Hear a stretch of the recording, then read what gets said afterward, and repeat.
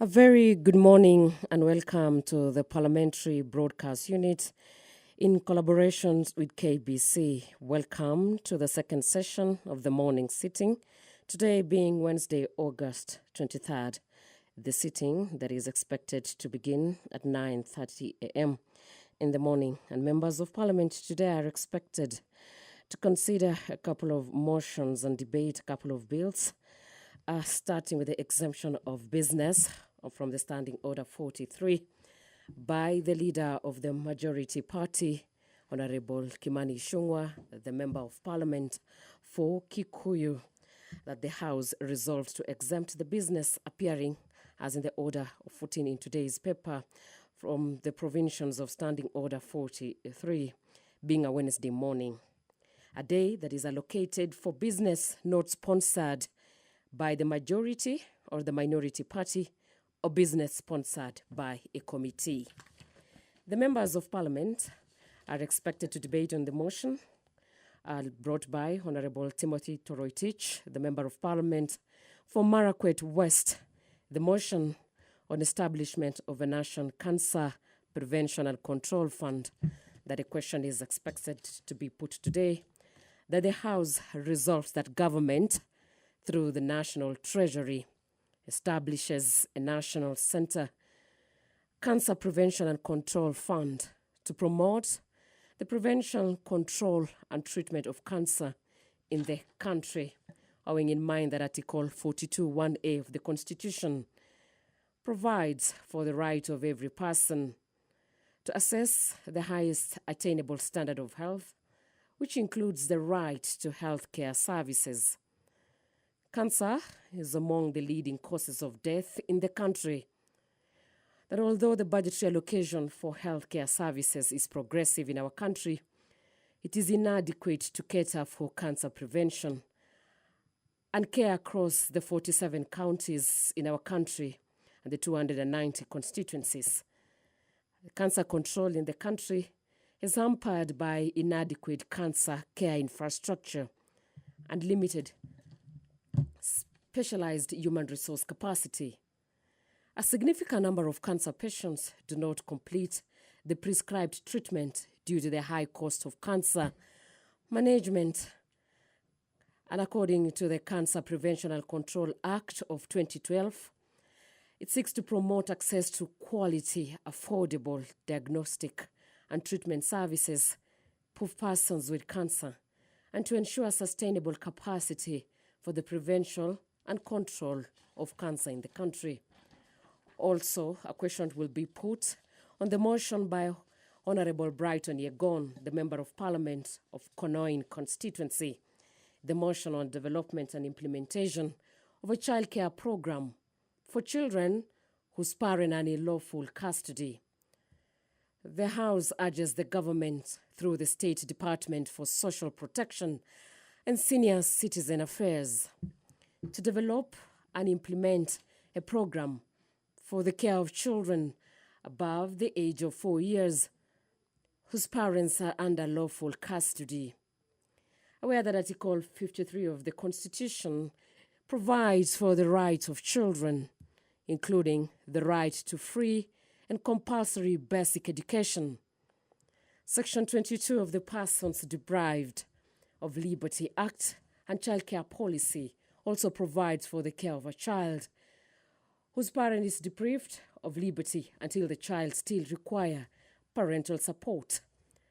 Majority of these children often suffer from emotional distress, social stigma, and economic hardships, cognizant of the fact that all children should be accorded a means of maintaining their relationship with the incarcerated parents.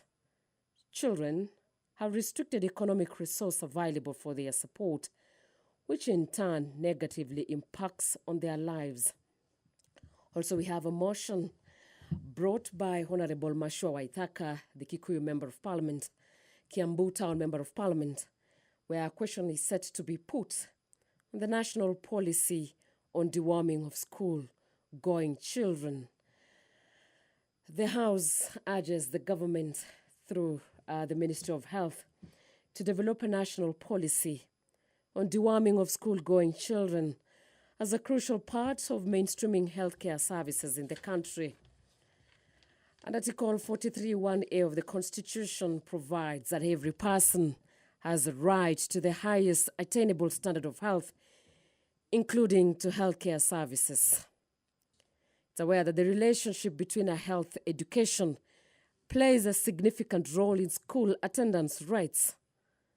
The negative effects of poor sanitation, such as parasite infestations, particularly among the school-going children, leads to anemia, standard growth, and other salient problems, which in turn leads to low school attendance and impacts education standards.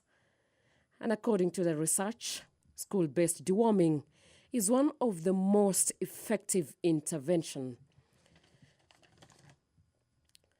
And now the Deputy Speaker of the National Assembly, Honorable Gladys Boss, as the Speaker of this morning session, has walked to the House set for the 9:30 a.m. session.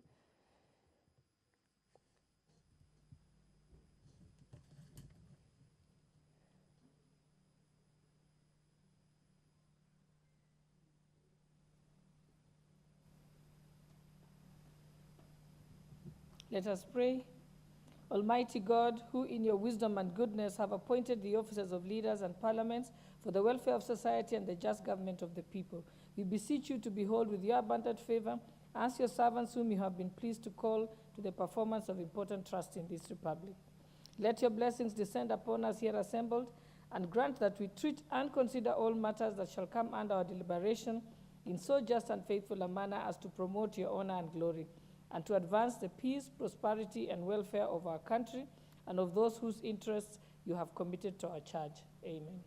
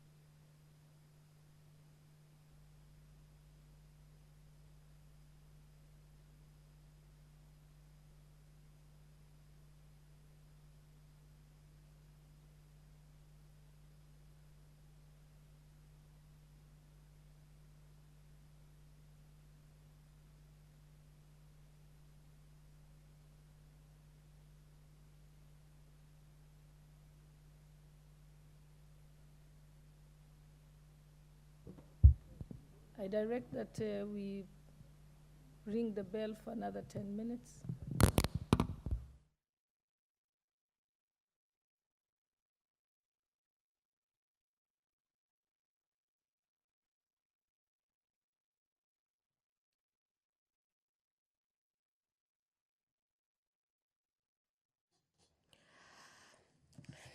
Having not achieved the requisite number and pass on to standing order number 34, the bell has been rung to allow members of parliament to walk into the House, and so that the second session morning sitting of Wednesday, August 23rd starts. And members of parliament are expected to deliberate on a motion brought by Kiambu Town Member of Parliament, Honorable Mashua Waithaka, where the question is expected to be put on the national policy on deworming of school-going children. Aware that Article 41(a) of the Constitution provides that every person has a right to the highest attainable standard of health, including healthcare services. The relationship between health and education plays a significant role in school attendance rates. The negative effects of poor sanitation, such as parasite infestations, particularly among the school-going children, leads to anemia, stunted growth, and other salient problems, which in turn leads to low attendance and impact education standard.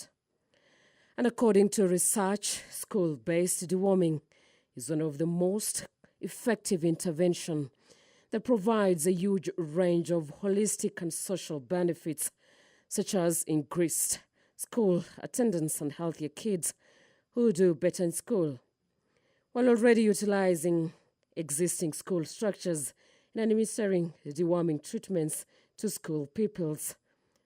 Recalling that the previous programs conducted by the Ministry of Health in partnership with non-governmental organizations have only been piloted in few selected counties in the country, that the deworming efforts have been uncoordinated and dependent on external support with no clear policy and budgetary frameworks. And now the House urges the national government through the Ministry of Health to develop a national policy on deworming school-going children as a crucial part of mainstreaming of healthcare services across the country.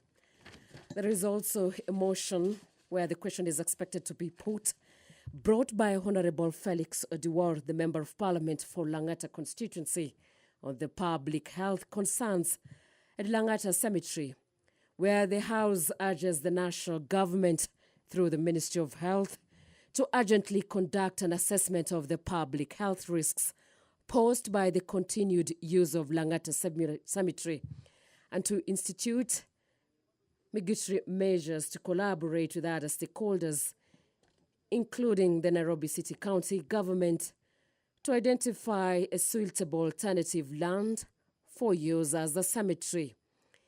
According to Article 42 of the Constitution, it provides for the right of every person to a clean and healthy environment. Article 69 of the Constitution also obligates the state to ensure sustainable utilization of the environment and natural resources, including land. Further, Schedule to the Constitution assigns to the national government the function of land planning, including the general principles of land planning and coordination of the planning by counties, as well as matters of health policy. The matter has been left unaddressed and poses a significant health risk to the public. I'm deeply concerned that the situation has led to overcrowding and double allocation of burial sites, with bodies being buried in shallow graves, leading to frequent uncovering by wild animals from the nearby national park.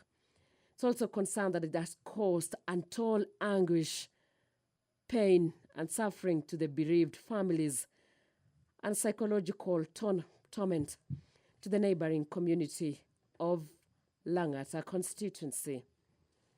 And the quorum has been achieved, and now I'll hand you over to the plenary. My name has been Angela Cherol. Thank you.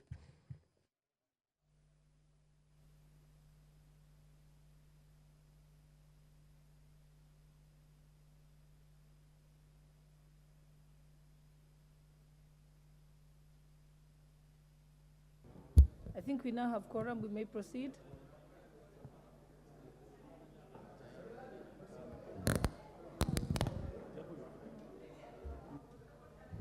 We may proceed.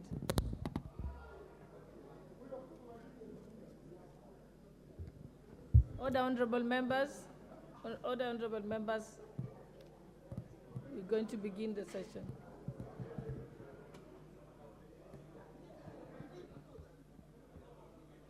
Honorable Kamket, I think you should break up your Kamkunji. Order. Let's proceed. And Didymus, Honorable Didymus Baraza.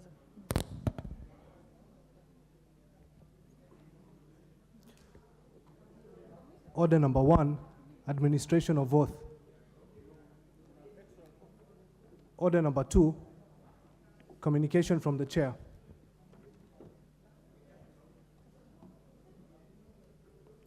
Order number 3, messages.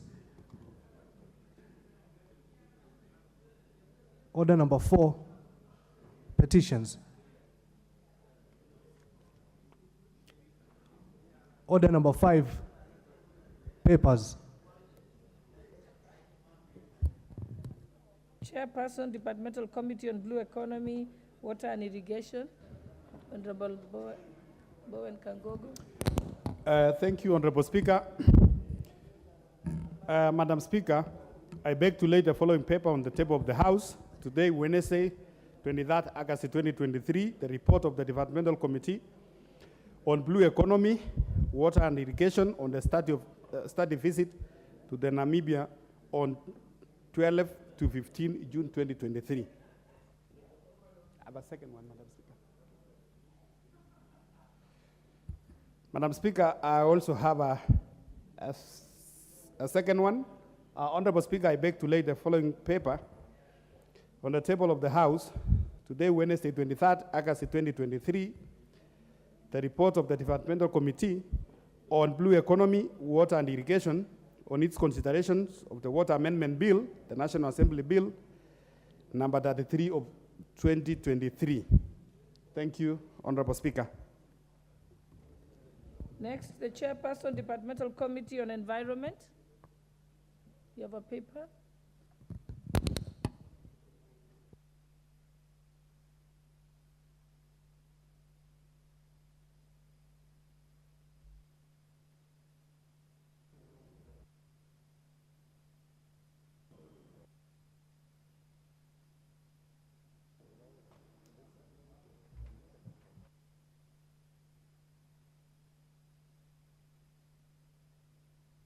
May I proceed, Honorable Gikaria?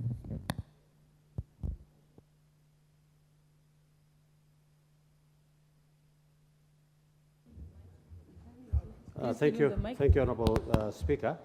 Honorable Speaker, I beg to lay the following paper on the table of the House. Today, Wednesday, 23rd August 2023, report of the Departmental Committee on Environment, Forestry and Mining on its consideration of the Climate Change Amendment Bill, National Assembly Bill number 42 of 2023. Thank you, Honorable Speaker.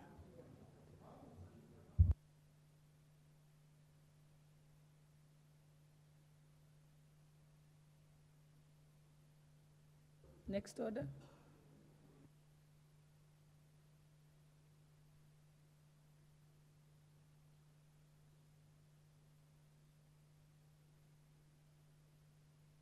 Yeah. Do you, Honorable Chair, do you have a point of order?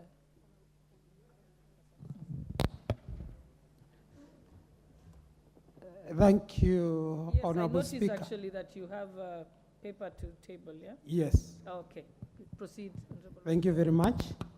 Honorable Speaker, I beg to lay the following paper on the table of the House today, Wednesday, 23rd August 2023, the report of the Select Committee on Members' Services and Facilities on its standing visit to the House of Commons of the United Kingdom Parliament from 16th to 13th May 2023.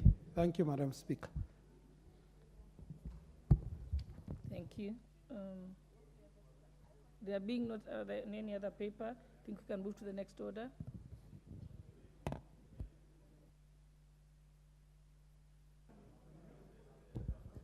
Order number 6, notices of motion. Order number 7, questions and statements.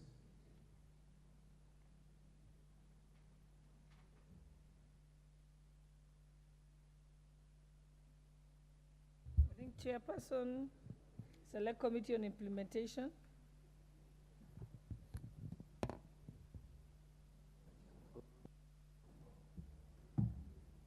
Thank you, Madam Speaker.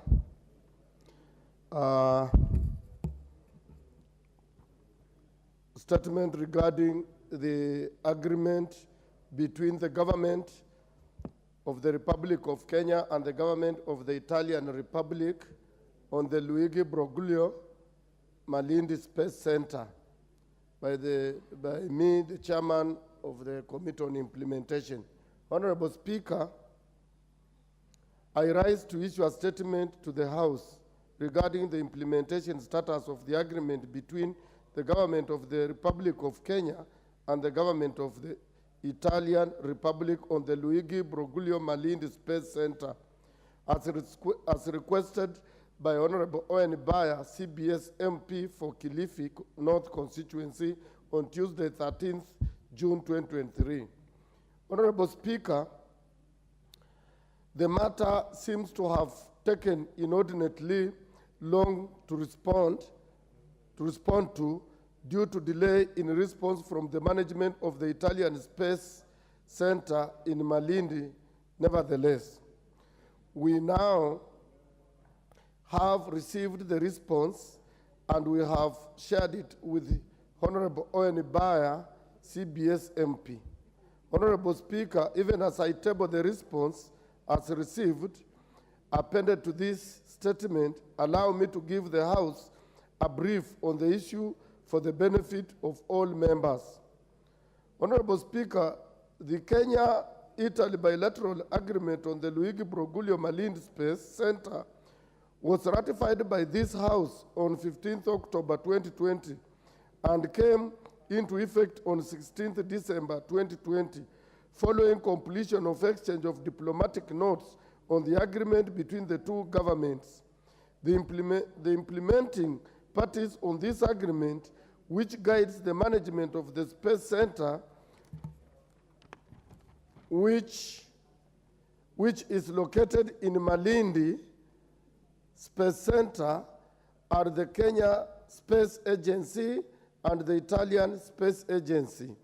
The center sits on 3.5 hectares of land under the Ministry of Defense. Honorable Speaker, the agreement provides the framework of collaboration between Kenya and Italy on peaceful use of outer space for scientific, technological, and socio-economic development of both nations, among others. It also provides for joint management of the Luigi Broglio Malindi Space Center. The cooperation framework is premised on 5 implementing arrangements as follows. A, support to the Kenya Space Agency. B, access to Earth observation and space science data. C, education and training. D, telemedicine. And E, establishment of a center for Earth observation.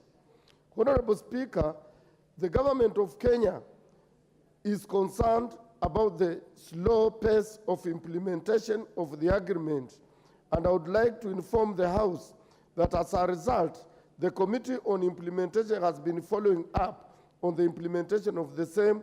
Unfortunately, Kenya is yet to see significant tangible benefits of the cooperation, and the truth be told, there is nothing much to show for it, either at the national level or even in the local community around the Space Center in Ngomeni, Malindi, Kilifi County. Honorable Speaker, the current activities at the Malindi Space Center are exclusively benefiting only the Italian Space Agency and its Western partner agencies through tracking, telemetry, and command services, and provision of space science and astronomical data to the Western scientific community. The facility is currently undertaking a number of commercial activities in support of satellite launches and provision of telemetry, tracking, and command services to a number of clients, including the French Ariane Space, European Space Agency, NASA, SpaceX, Chinese Aerospace Administration, and other international clients, with no significant share of profits accruing to the government of Kenya. 3 years into the new agreement, there is no traction on implementation of the agreement. The Italian side has made only token fulfillments on select obligations while avoiding the substantive ones. I wish to inform the House that the Committee of Implementation visited the center on the 11th of August 2023 to follow up on the status of implementation of a report that had been tabled by the Committee on Defense, Foreign Relations and Intelligence regarding this emotive matter. The agreement under Article 5 mandates the CEO of both the Space Center as part of the Joint Steering Committee. The CEO from the Italian side was not present for that particular meeting, and thus no one present from the Italian side would adequately answer the members when called upon. The Italian ambassador clarified that he had sent a reply to the questions that had been sent their way a day before the scheduled meeting. The committee agreed to meet them on a later date, and that's within the next 2 weeks we are supposed to be meeting them again. Honorable Speaker, the Ministry of Defense has equally raised its dissatisfaction over the same matter and now is seeking the intervention of this House for the push for our country to have its significant share of the benefit that derive from activities at the Malindi Space Center. Such matters include A, full disclosure and visibility into the commercial contracts entered into by the Malindi Space Center with third parties. B, establishment of Center for Earth Observation for access to crucial Earth observation data, as well as capacity building on development of applications. C, more presence of the Kenyan government personnel and visibility into the operations of the facility, including the commercial contracts. D, tangible capacity building and support for the growth of Kenya's space sector. And then E, joint project that is impactful and beneficial to Kenya. Honorable Speaker, that is a synopsis of the response, and I hereby submit the entire report as received from the Ministry of Defense and the management of the Italian Republic through the Ministry of Foreign Affairs. I thank you, Madam Speaker. I thank you, Madam Speaker. I table the report. Thank you. Yes, Honorable Owen Bayer. Thank you, Honorable Speaker, and I want to thank the Chairman of Implementation for the work they're doing. I raised this statement, Honorable Speaker, on the premise that the Luigi Broglio Center has been there for many years, but it has not benefited the people of Malindi, specifically the people of Ngomeni and Magarini constituencies where it is situated. Ngomeni is still a very poor place in spite of the lot of revenue that this center gets. Honorable Speaker, I want to thank the committee. For the first time, Parliament has been allowed into that center for the first time in the history of this country. And I want to applaud the chairman for that effort, and also the Ministry of Defense for pushing to ensure that we get information from this very secretive space center. But I want to urge them. I know the ambassador has been trying to get to talk to the committee to understand what they are doing. But I would like to ask you to be tough, to get to the bottom of it. Kenyans must and should benefit from this. This parliament, the 12th parliament, which I sat in here, approved the agreement, the bilateral agreement, and it came to this chamber, and we debated, and we agreed in principle that we will approve this on the premise of the many projects that were to be undertaken in that agreement. That agreement, if you read it, you see there are projects for the community, there are projects for government, there are scholarships, but I have read the note verbal from the Ministry of Foreign Affairs coming from the Ministry of Foreign Affairs in Italy. And they will tell you that they have offered so many scholarships, so many hundreds of scholarships in that letter. But I have not seen anybody from Magarini or from Malindi or from Kilifi Who has benefited from those scholarships? So who are these people that are being given these scholarships that this ambassador is talking about? Honorable Speaker, I think it is time that we interrogate all agreements that come to this chamber and ensure that they have a benefit for the community. So in the 2 weeks that you have asked for, I am sure you will unearth these issues and ensure that the people of Ngomeni, the people of Magarini, benefit from this Brogolio Space Center. I thank you. Yes, Honorable Bowen. Madam Speaker, I want to appreciate the chair for that report. Madam Speaker, we happened to visit Ngomeni as a committee of Blue Economy because there is a landing site around that area. And before you get to Ngomeni, the landing site, you pass by the satellite center, the Italian satellite center. And Madam Speaker, I want to tell you, we were there for some days, and the community around that station, Madam Speaker, they are among the poorest in Kenya. Madam Speaker, even the road connecting the tarmac from the tarmac to Ngomeni, there is no even road. Madam Speaker, the landing site in Ngomeni, which we visited, and it was built by the State Department of Blue Economy, there is a water pipeline to the landing site.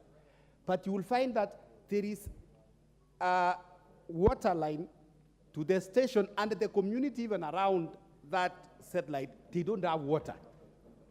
They don't have water, Madam Speaker, of which I wish the Italian station would just even help the community around there to give them even one water kiosk around that place. So I want to support the report by the Honorable Wanjala, and to make sure that the people of Ngomeni, the people of Malindi, the people of that constituency benefit from that station, Madam Speaker. I want to support, and I hope, Honorable Wanjala, you are going to follow this report to the letter and make sure that the communities benefit from that station. I support. Honorable members, we have very many statements that still have to be made by members, so I think we just allow us. Yes, yes. Okay, let us proceed to the next statement.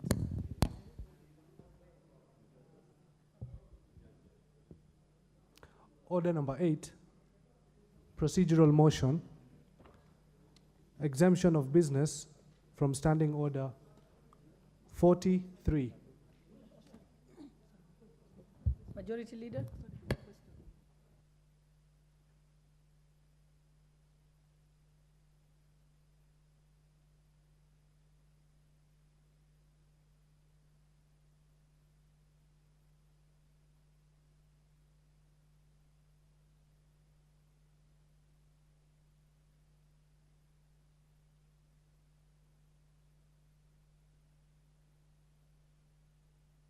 My apologies, Majority Leader. Apparently there's a question by member for Turkana North. Is he here?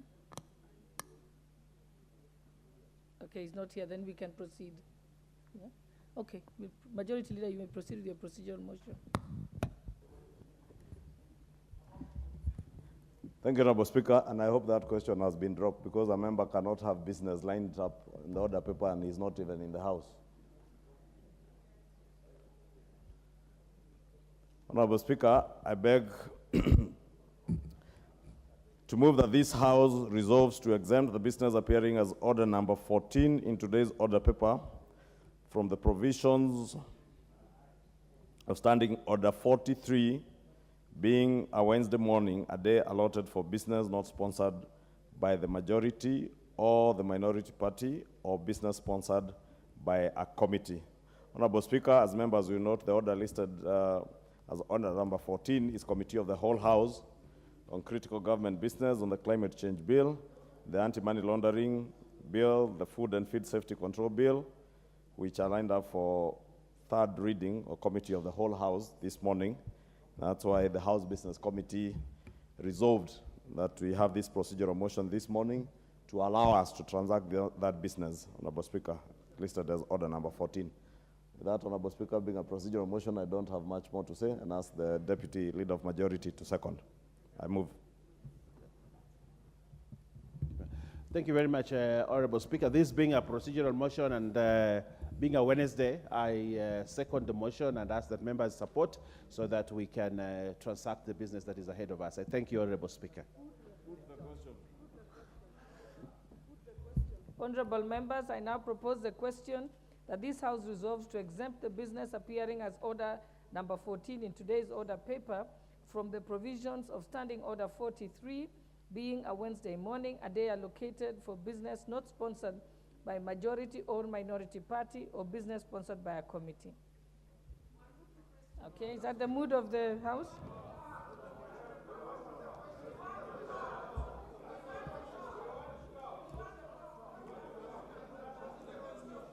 Honorable members. Honorable Millie, order. Honorable Millie Odhiambo, please do not shout. Is it the mood of the House that we put the question? The mood of the House that we don't put the question? The ayes have it, so I shall proceed to put the question. Honorable members, I now put the question that this House resolves to exempt business appearing as order number 14 in today's order paper from the provisions of Standing Order 43, being a Wednesday morning, a day allocated for business not sponsored by the majority or minority party or business sponsored by a committee. Will as many as of that opinion say aye? Aye. Will as many as of the contrary opinion say nay? Nay. The ayes have it. And honorable members, if you request in the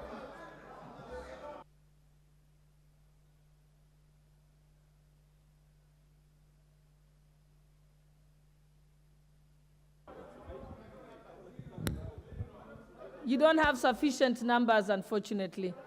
Let's proceed to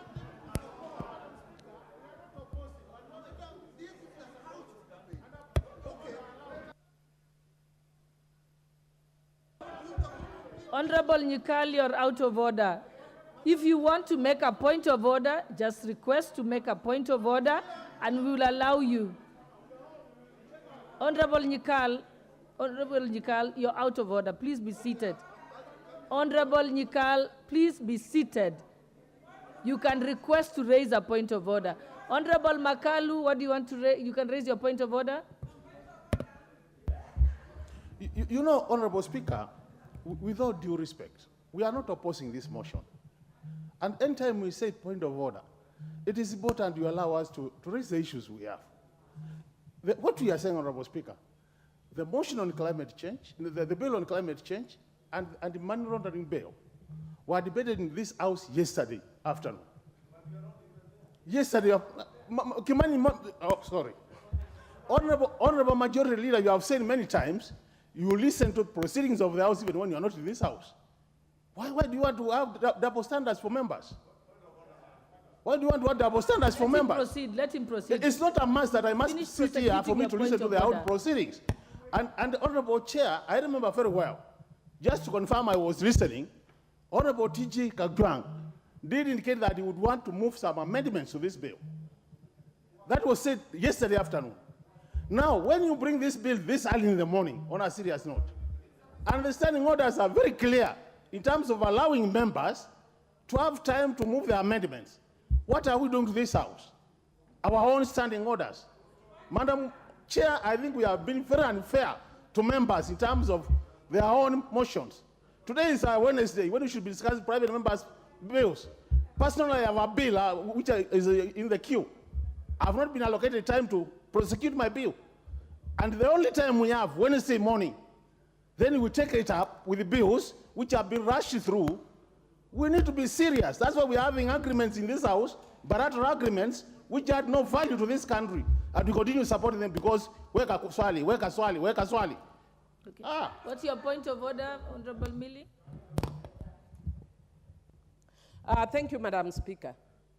Madam Speaker, there's a growing trend which is very dangerous in this House. We know that we have a majority in the House, as has been proven even by the ayes. We know we have a minority.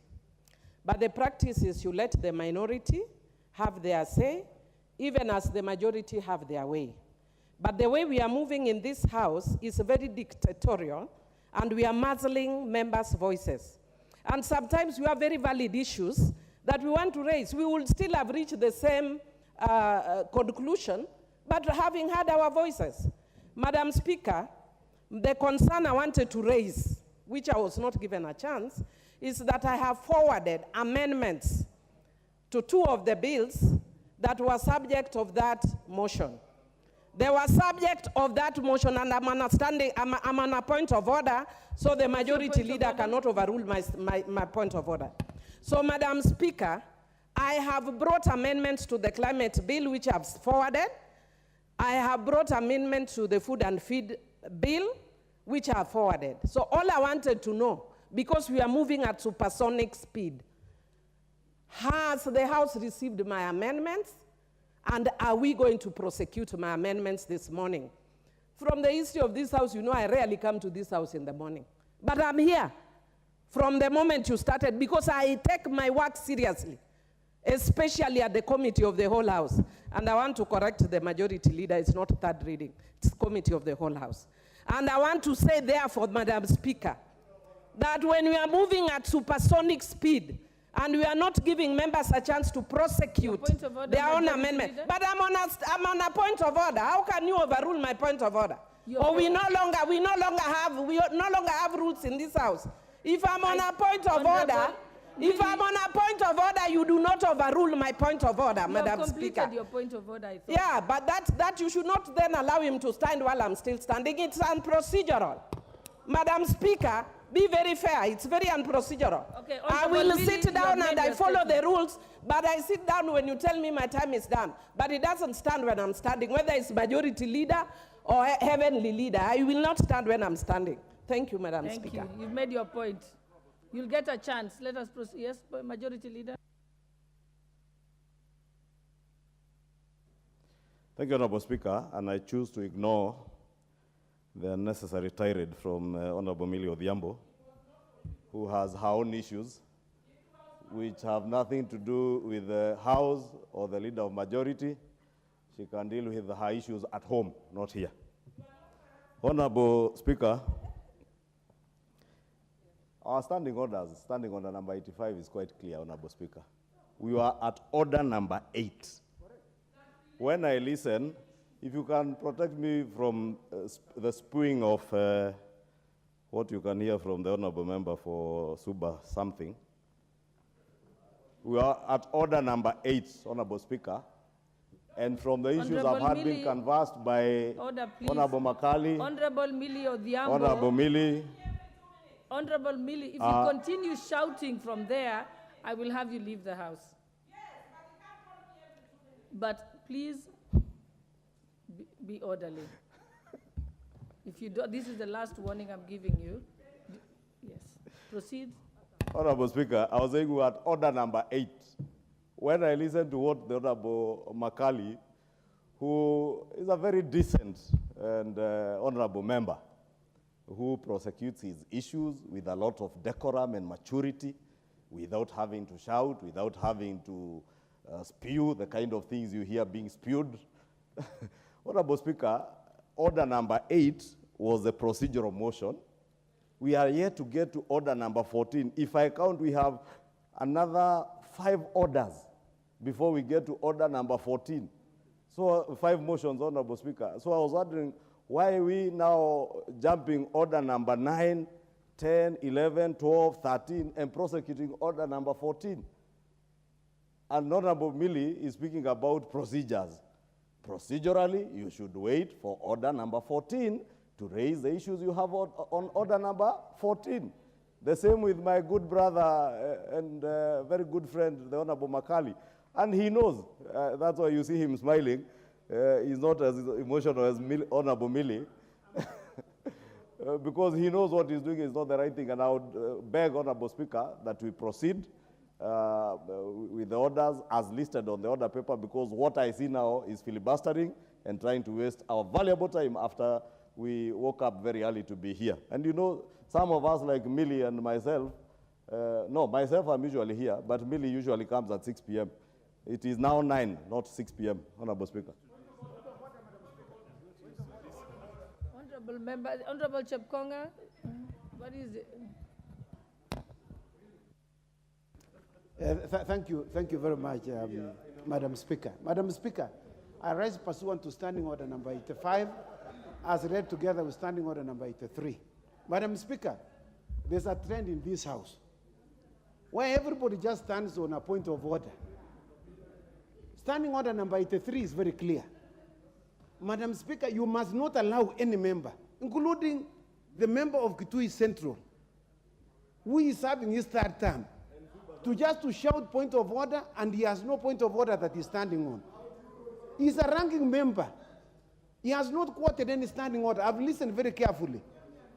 I have listened very, no, don't worry about my going home. Going home is natural, including going to heaven. That is, in fact, on one day you will go home to heaven. Forget about the one here.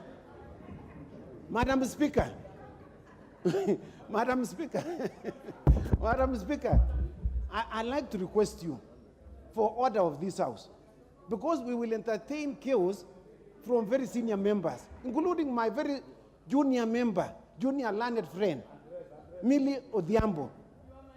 No, you are my junior. I am serving 33 years in the legal profession. You know, you must know that one. She has never appeared in court. No, she has never appeared, and she has never prosecuted any case. So, so I must say this, Madam Speaker. Madam Speaker, secondly, Standing Order number 85 is very clear on anticipating debate on a matter that you have not even called. Madam Speaker, secondly, no member should be acting for and on behalf of another member, and particularly the member for Kitui Central. He does not represent Honorable TJ Kajwang. You know, Honorable TJ Kajwang is a lawyer, and he cannot be represented by an accountant unless there's a problem with accounts. He's not an accountant. No, what is he? Or he's an economist. It's even worse. Economists work with assumptions. Made your point, Honorable Chepkonga. Let us proceed. Let us proceed. Let us proceed. Honorable KJ, have order. No, Honorable KJ, please proceed. Honorable Millie, you are on the last warning. You cannot stand there and shout. You can press the intervention button. Thank you very much, Madam Speaker. No, I didn't give you an opportunity.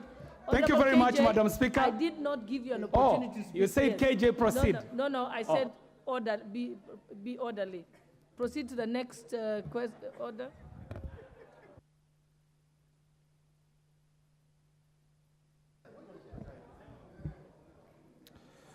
Order number 9, motion. Establishment of a National Cancer Prevention and Control Fund. Question to be put.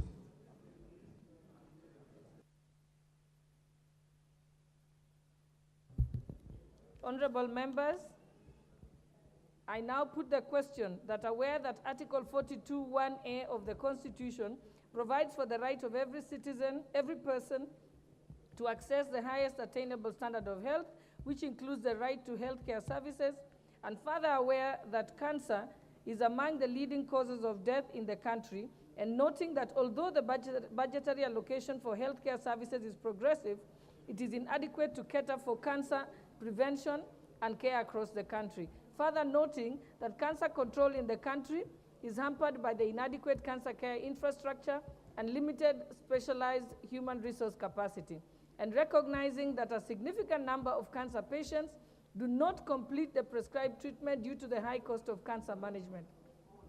Further recognizing that the Cancer Prevention and Control Act of 2012 seeks to promote the access to quality and affordable diagnostic and treatment services for persons with cancer, and to ensure a sustainable capacity for the prevention and control of cancer.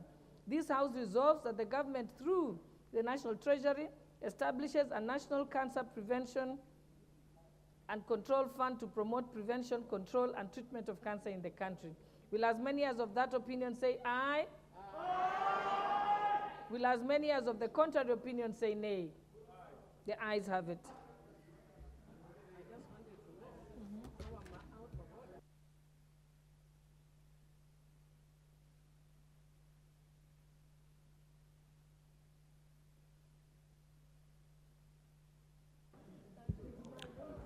Order number 10. Motion.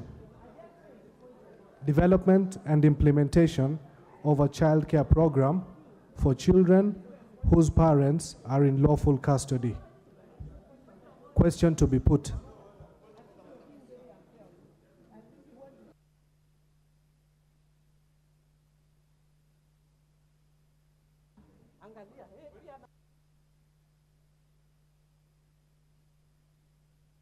Apologies, Honorable Millie was engaging me, so I got distracted.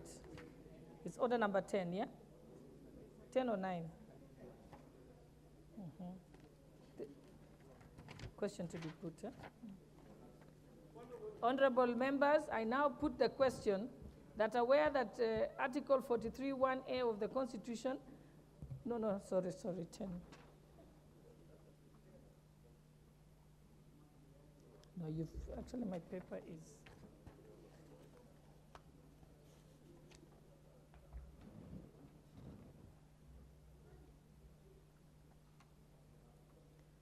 Is it the one of children? Yes, so you've actually put it as order number 9 on my order paper.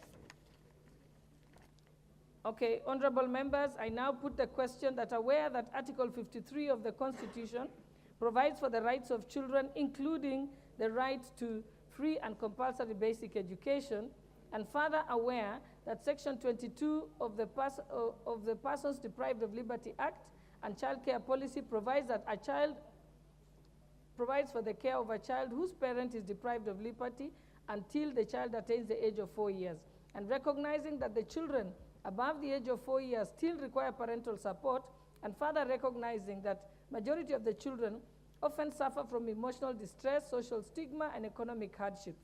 Cognizant of the fact that all children should be accorded the means of maintaining their relationship with their incarcerated parents, and noting that children have restricted economic resources available for their support, which in turn negatively impacts on their lives. This House therefore urges the government, through the State Department of Social Protection and Senior Citizen Affairs, to develop and implement a program for the care of children above the age of 4 years whose parents are in lawful custody. Will as many as of that opinion say aye?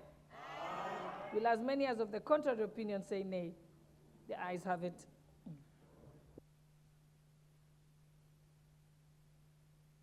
Your point of order, Honorable Wangwe. Thank you, Honorable Speaker. Honorable Speaker, I stand on a point of order seeking from you to make it clear whether, Honorable Speaker, the front desk led by the Chief Whip and the Chair Committee on Delegated Legislation are in order, Honorable Speaker, to continue talking while you are reading and you are on your feet. Whether, Honorable Speaker, they are exempt from that decision of the House, or what is the implication of that, Honorable Speaker? Thank you. Okay, let's proceed. I think they have noted your advice. Thank you. Next order.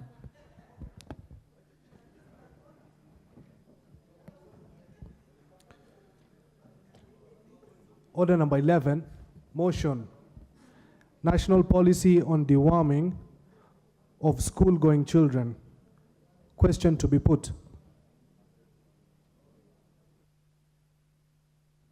Honorable members,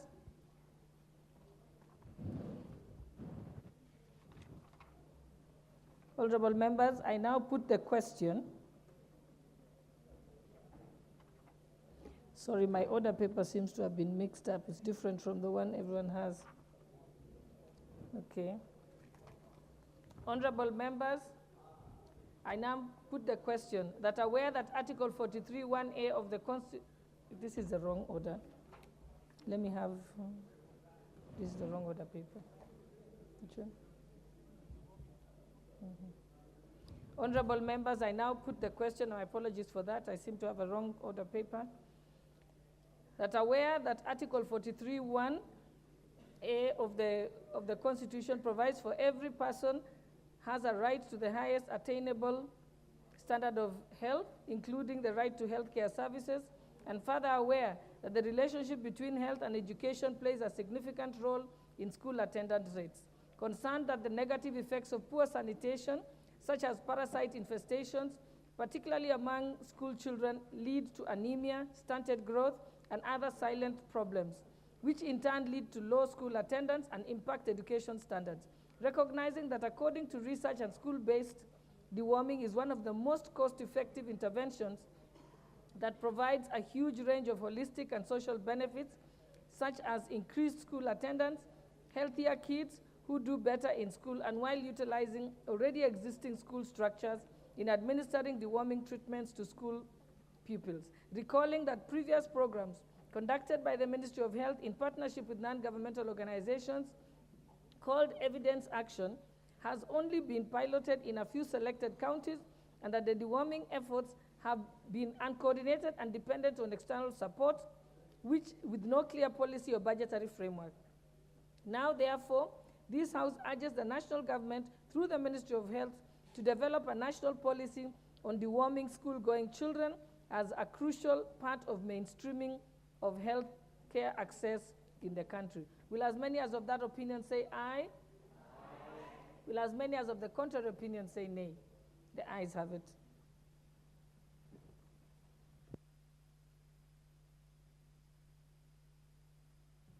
Next order.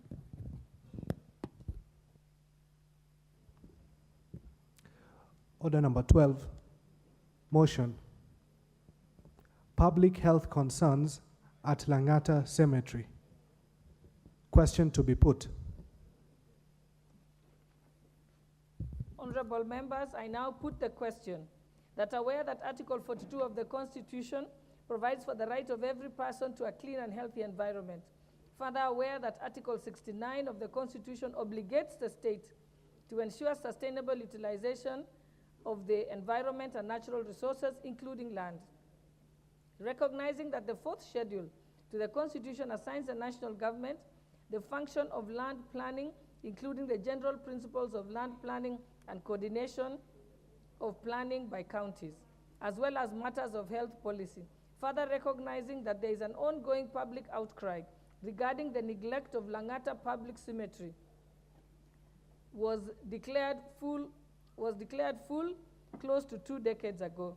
Concerned that this matter has been left unaddressed and poses significant health risks to the public. Deeply concerned that this situation has led to overcrowding, double allocation of burial sites, with bodies being buried in shallow graves, leading to frequent uncovering by wild animals from the nearby national park. Further concerned that this has caused untold anguish, pain, and suffering to bereaved families, and psychological torment to the neighboring community.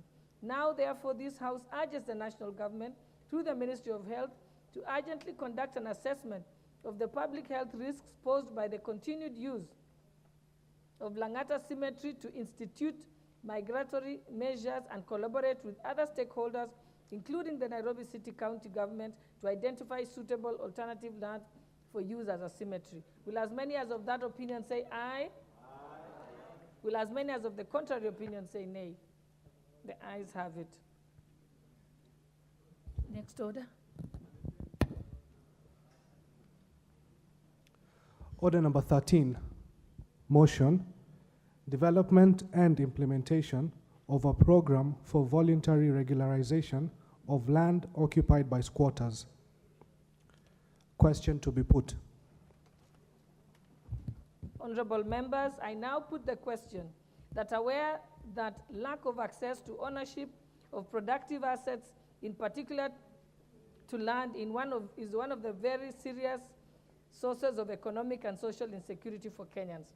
Further aware that many communities, particularly in the rural income dwellers, and the only way of accessing land in rural income dwellers, the only way of accessing land to put up their dwellings has been to take up residence on land that is unfit for human habitation.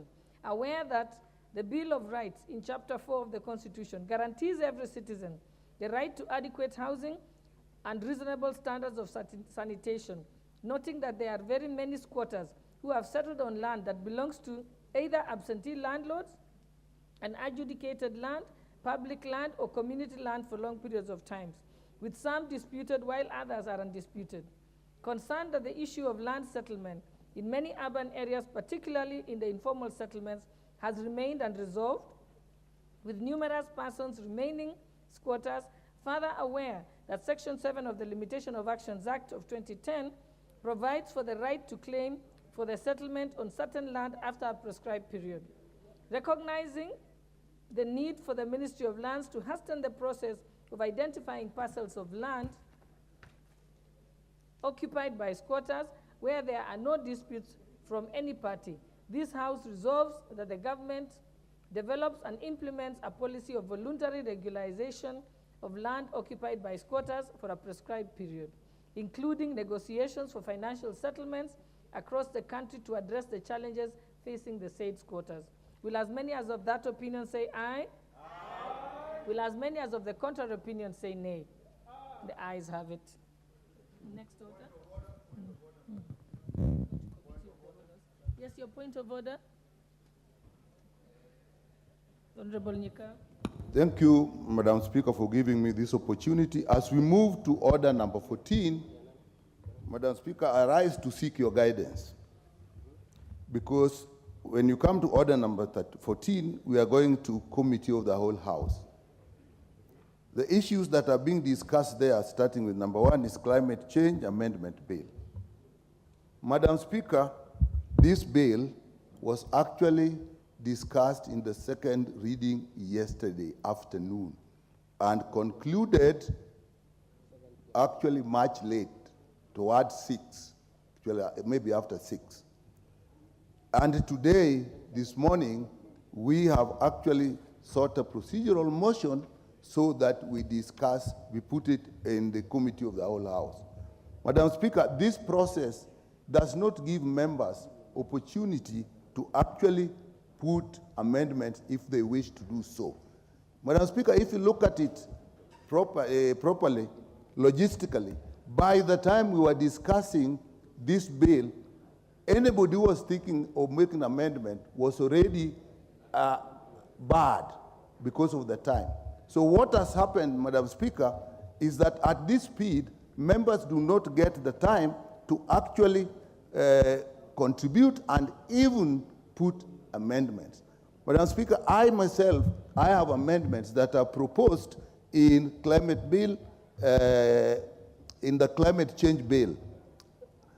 Madam Speaker, I'm not sure because I signed them this morning, and when I was signing them, I was actually advised that as I'm signing them, they are actually already time barred. So Madam Speaker, where then is the time for members to actually put amendment if they wish to do so? If we finish a matter at 7 in the evening and at 9 it is in the House, and it's a bill where there was a lot of contentious issue, and members indicated they wouldn't want to put amendments. I know some people may say that this particular bill has been in the House for some time and one could have put amendments earlier. But the truth is that, Madam Speaker, we come and sit in this, particularly when a bill is being moved. The most important time for a bill is when the mover is actually prosecuting the bill. You get a lot of information from what the mover is saying. You get educated. Other members make contributions. And from that, then members can make their minds as to whether they want to put amendments or not. If that time is not allowed, when then do the members get the time to make the amendments? I have 3 amendments for this. I'm not sure, as I see here, they are not in the order paper. So I would actually propose, Madam Speaker, that you actually give direction. Madam Speaker, just give me time. No, I just want to explain to you that your amendments came after the order paper had been printed, but it was approved. Thank you very much. And it will come. Yes. And Madam Speaker, while I thank you for that. And many people actually brought in their amendments, despite you saying that there wasn't enough time. I was surprised that I had, I think, 10 early this morning. By 8 o'clock, they were at my desk for approval. But thank you very much, Madam Speaker. I like that. But I again, as I thank you, please, you approved them, but you actually approved them out of time, which is a good thing you did. But let us not run the House in such a way that sometimes, even from the important seat of the Speaker, we have to do things out of order because we did not follow the procedures. I thank you for that, but we are seeing a trend that will make it difficult. Madam Speaker, let me make a point. And then I'm Honorable Nyikal, Madam, I'm misleading the House. I've thanked you. Honorable Nyikal, but let me make this point. None of those were approved out of time. They were within time. We just said that the printing, yours particularly, by that time it had been printed. So what you're canvassing has already been overtaken by events. I agree, Madam Speaker, but let me just make this last point and thank you again. Madam Speaker, supermajority is good because it can make the executive do a lot of good things for the country in good time. But it is a double-edged sword because it can also make the executive do very many bad things very quickly if in a situation as we are. But for this particular one, I thank you. But the process I've said, keep in mind, Madam Speaker. Thank you very much. We have at all times stuck to the process. So I think we'll move to the next order. Point of order, Honorable Millie. At least now you're being polite. Proceed. Madam Speaker, I think you also need to understand God endowed us very differently. There are people who speak softly. Some of us were not born speaking softly. So with my loud voice, it is not rudeness, it's just the way I was born. So please be used to my voice. I just wanted to find out whether my amendments are in for the climate change and for the food and feed. I must congratulate you. I did sign the approval very early this morning. So thank you, Madam Speaker. And that's why I'm saying, Honorable Nyikal, you can see members have been active. They all brought in their amendments despite the short time. Yeah, so though for the money laundering, I didn't have the time. Madam Speaker, just finally, just for record, because sometimes when things are not put in order, that's what I wanted to raise. I wanted to remind my honorable member for Anabkoi that I'm actually senior. You know, as a lawyer, you know what it means. I was sworn in before him. So I'm a senior. And I've been a litigation counsel, state law office, Federation of Women Lawyers, the Credo the Children Foundation. Litigation means court going. I'm sure he doesn't know. Thank you. Honorable members, allow me to recognize visitors who are at the public gallery. The church group Neno Evangelism from Laikipia West constituency, Laikipia County. Also seated in the public gallery is Higher Calling Church Group from Laikipia West, Laikipia County. I also wish to recognize, seated in the speaker's gallery, students and teachers from St. Joseph's Primary School from Dagoretti South constituency, Nairobi County. On my own behalf and that of the entire House, I wish to welcome you to Parliament. Thank you.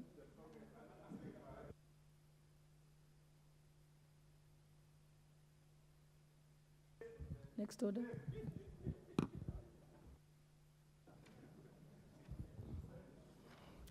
Order number 13. Order number 14, Committee of the Whole House.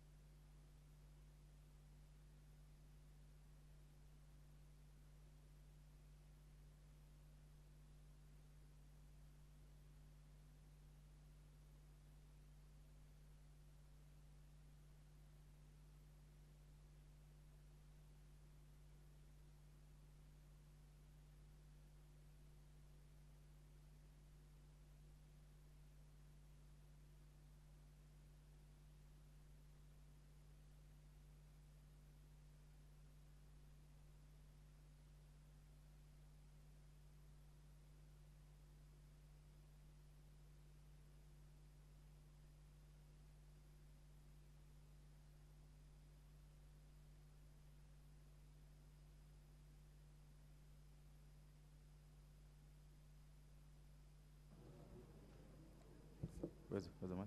Honorable members, we are already in the committee of the whole House, and we will start with the Climate Change Amendment Bill, National Assembly Bill number 42 of 2023, as in the order paper. And as you've been informed, where amendments are not in the order paper, they have been approved, all of them shall be considered when reached. So we'll start, honorable members, and I request that all of us, order members, order. I'll request that all of us be keen at this stage, because this is really the crux of the work of this House. In lawmaking, this is the most important part because we go clause by clause. So, honorable members, I request you to be very keen, especially those who have amendments to the various bills to be considered this morning, so that we don't reach you and you're not ready. Thank you. Clause 3.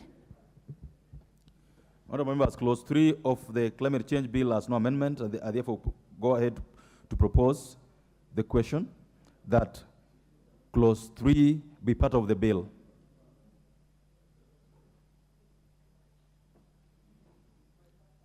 If there are no takers, I now go ahead to put the question that clause 3 be part of the bill. Will as many as are of that opinion say aye? Will as many as of the contrary opinion say nay? The ayes have it. Clause 4.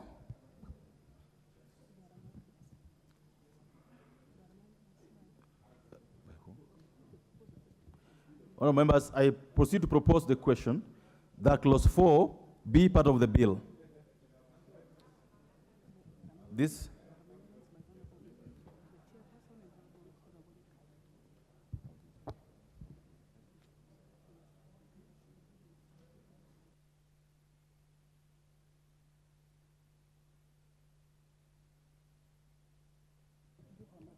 the clause 4 of this bill has two proposed amendments by the Honorable Millie Odhiambo and Honorable Nyikal. They are both proposing deletion. Honorable Millie Odhiambo, this is your chance. Thank you, Chairman, for giving me this opportunity. Chairman, I propose... Just hold. The Honorable Kangogo. Honorable Ruku, please take your seat. And I want to request members all the time, not now, but all the time, whenever someone is a member is speaking, you should always not come between the person speaking and the speaker. I see that happening every day. Go ahead. Thank you, Mr. Speaker. My point of order is that the members who have proposed amendments to various sections, it is not in this order paper. We are seeking, Mr. Speaker, if there is a supplementary paper so that we understand, even prior to that amendment, what these other members are seeking. So we seek your intelligence that that be provided. The proposed amendments by members have been circulated. The ones that are on the paper are being circulated as I speak. So they're going to reach you just now. But the effect of the amendments being proposed by Honorable Nyikal and Honorable Millie Odhiambo is to delete clause 4. So, is it a point of order or? Okay, the Honorable Wandai. Just for good order. Just for good order, Mr. Chair. No, she's because, not. Mr. Chair, if you could listen to me, I know that Lucky is. If you say the proposed amendments are coming in a short while, how long is a short while? Because we can't proceed with this unless we have them on our desks. We need all the proposed amendments on our desks, so that we can be able to prosecute them appropriately. So we can still take time and wait for them to come. There's no hurry. The world is not ending today. No, we can just take time, good time. Mr. Chair, yes. I'm aware that as we speak, the amendments, the Honorable Chungwa, point of order, order. I've said that the proposed amendments that are not in the order paper are being circulated. I request members to be patient on their seats. These are going to come to you. In any case, I've just said that the proposed amendment for clause 4 is for deletion. Yes, Honorable Makali. Yeah, thank you very much, Mr. Chairman, Honorable Chairman. You know, Honorable Chairman, we did raise some fundamental issues earlier.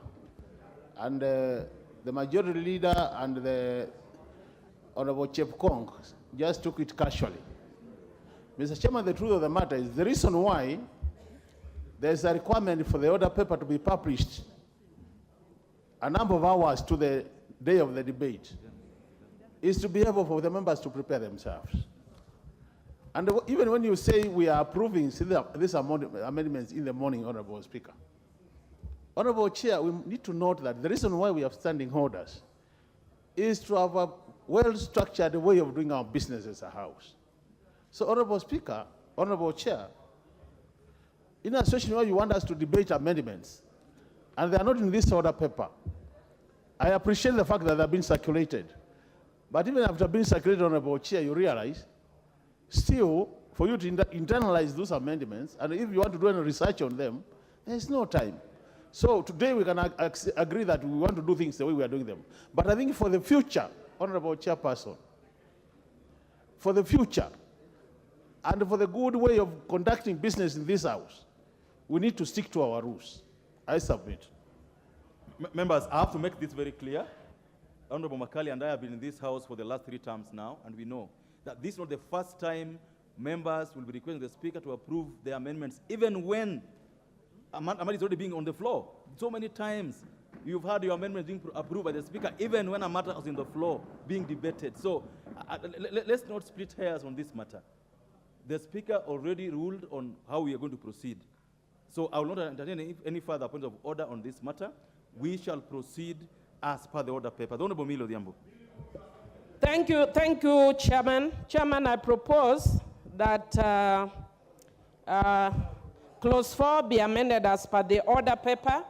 And the essence of the amendment, Chair, is that what the proposed amendment by the majority leader does in effect is to remove the issue of public participation as is contained right now in the schedule.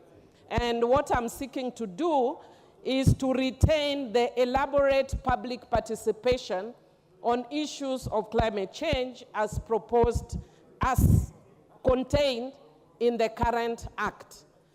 I therefore propose, Chair.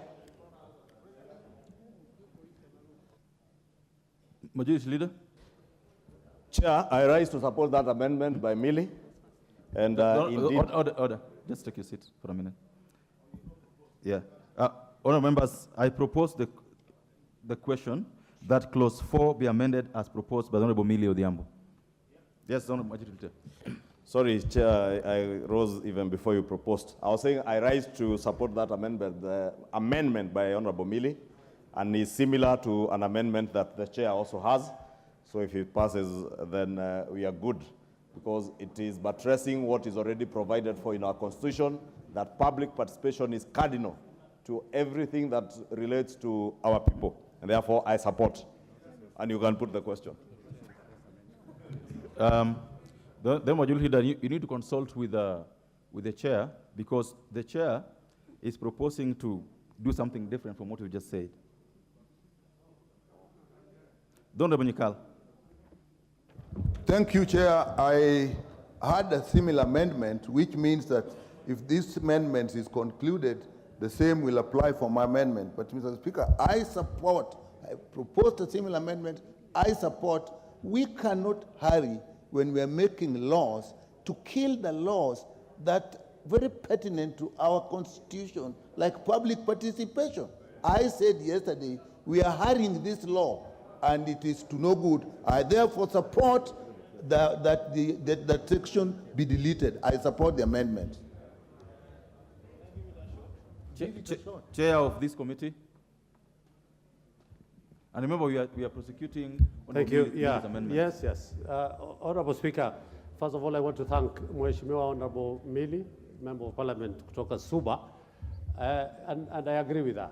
She went through the bill, she read and she understood, and we totally agree that, as Majority Leader said, The cardinal aspect of this country's legislation is public participation, and we totally agree with her. Mine is different, to move another within. It's just a typo, not on what really the difference. Thank you, Honorable Speaker. Okay, honorable members, I therefore put the question that clause 4 be amended as proposed by Honorable Millie. Will as many as of that opinion say aye? Aye. Will as many as the contrary opinion say nay? The ayes have it.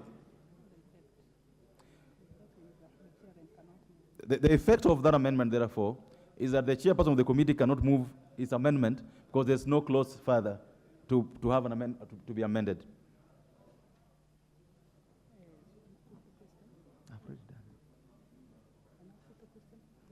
I now put the question that clause 4 as be deleted as proposed by the Honorable Millie.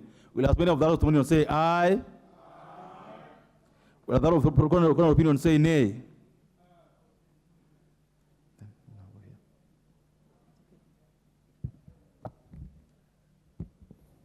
Clause 5.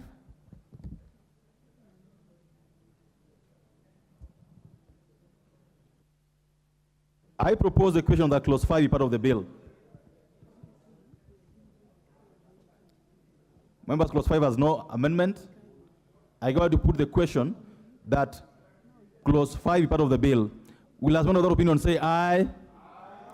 Will as many other opinion say nay? The ayes have it. Clause 6.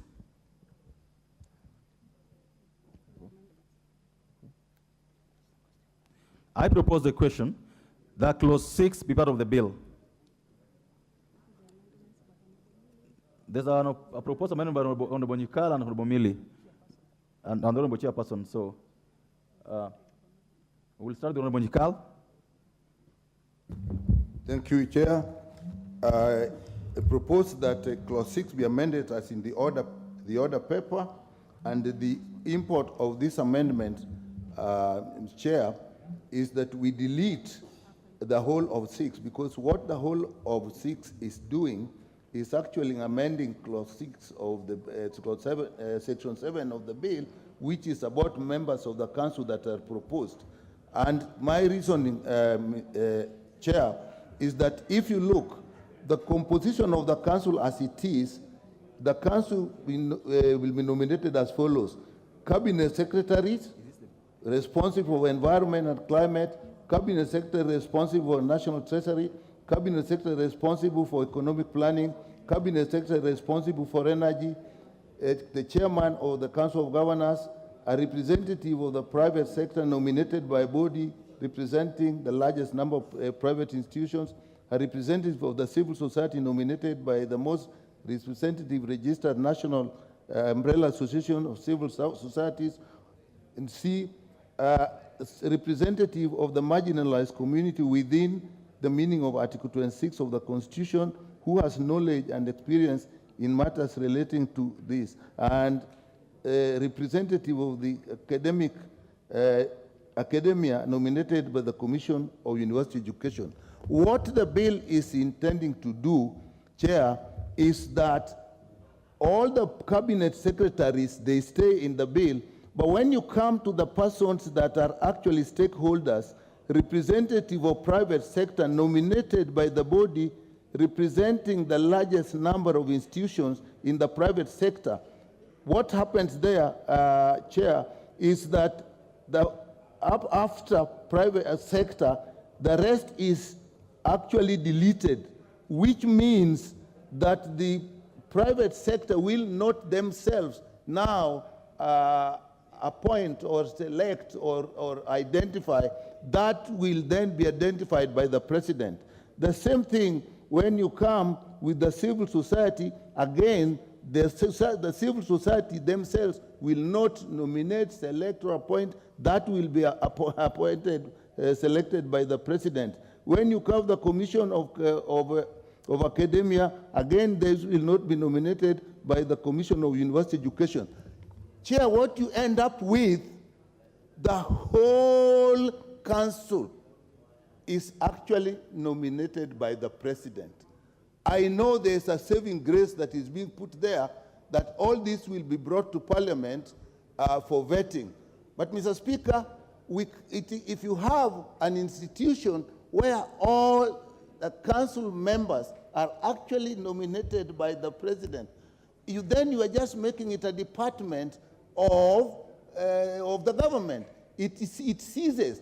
The stakeholders have no say, because the stakeholders are actually indebted to the person who has appointed them. Even though they are representing their various institutions, the institutions didn't bring them in.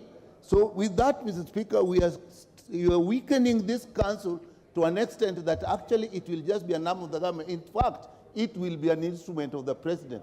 That may be good, that the president has sole power on it, but really the president needs varied views from various stakeholders to make a decision. So, Mr. Speaker, on that, I propose that we delete this and leave the council as it was in the previous bill. Thank you, Chair. Thank you so much. Members, I propose a question that Clause 6 be amended as proposed by Honorable Nyikal.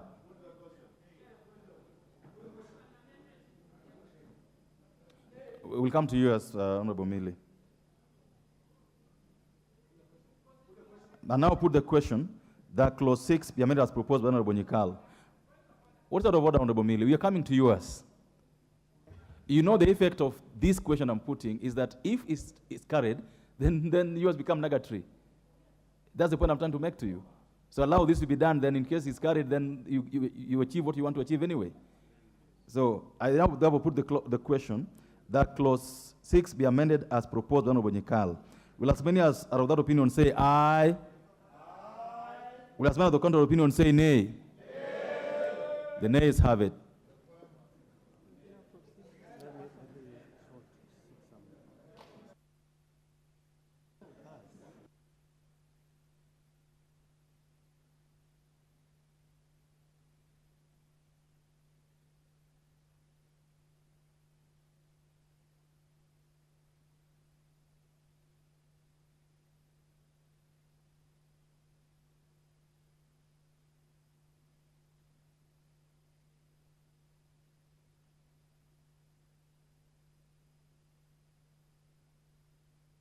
The Honorable Millie. Thank you, Chair. Yes. Yeah. Honorable Millie, take your seat for a minute. Because the Honorable Chair had amendments. So, Chair of the committee. Honorable Millie, just allow a minute so that the Honorable Chair of the committee. My life is already easy, Millie.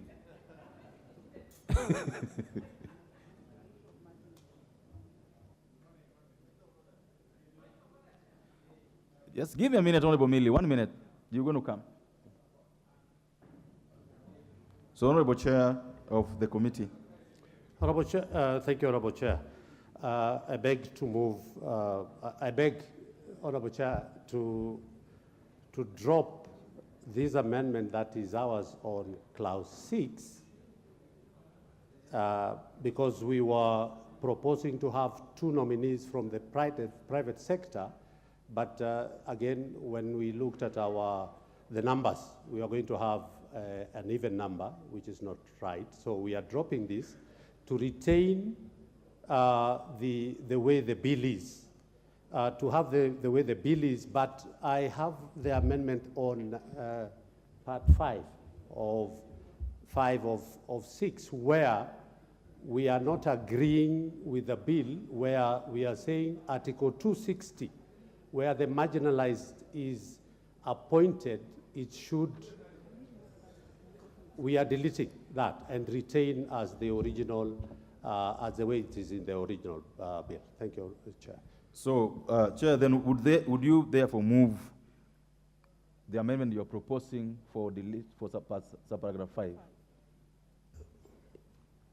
Thank you, Honorable Chair. I beg to move that subparagraph 5 be deleted as per the order paper, and the justification for that, Honorable Chair, is that we don't want to affect any constitutionality of an amendment where if you remove the marginalized is nominated article as per Article 260 in the Constitution. So again, when we delete and we say that the president can appoint without taking into consideration Article 260, then I think that is unconstitutional. So we are deleting subparagraph 5 of Section 6. Thank you, Honorable Chair. Thank you. I therefore propose the question that clause 6 be amended as proposed by the Honorable Gikaria, chairperson of the committee. I now put the question that clause 6 be amended as proposed by Honorable Gikaria. Will as many as that opinion say aye? Aye. Will as many as contrary opinion say nay? The ayes have it.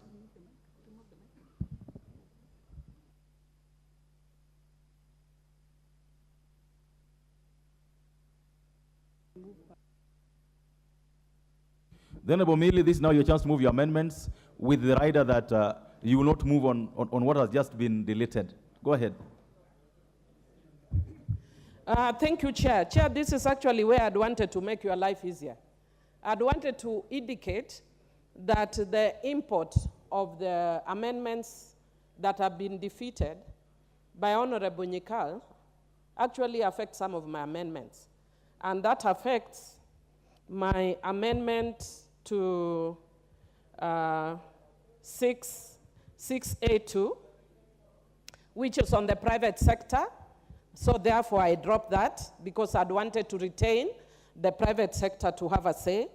Secondly, I also will drop my proposed amendment to 6A3, which also retained the voice of civil society, but which has also failed through Nyikal's amendment.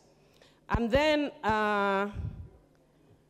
Chair, if you notice also, I'd actually tried to speak to the amendment by the chair of the committee, because I had a similar amendment, but for slightly different, other than the constitutional issue, but also because of the issue of indigenous knowledge. And I'll give you an example, Chair, that, for instance, in my constituency, you have old men who can tell you weather patterns. They will tell you that it is going to rain when there is no sign of rain. And they are not witches, it's just years of experience. So because that has been carried, my proposed amendment is carried.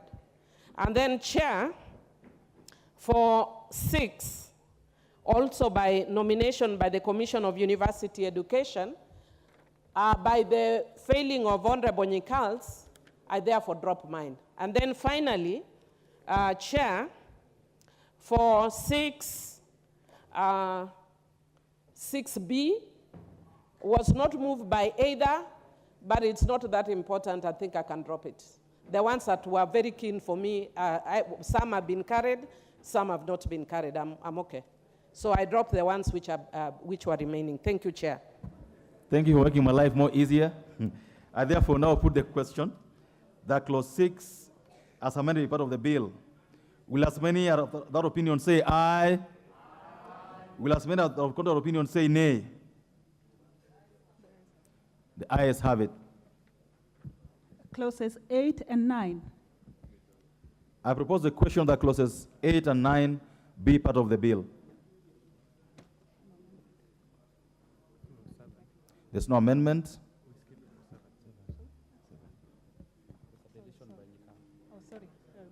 Sorry, we go back to 7. Yeah, the Honorable Nyikal has an amendment on 7.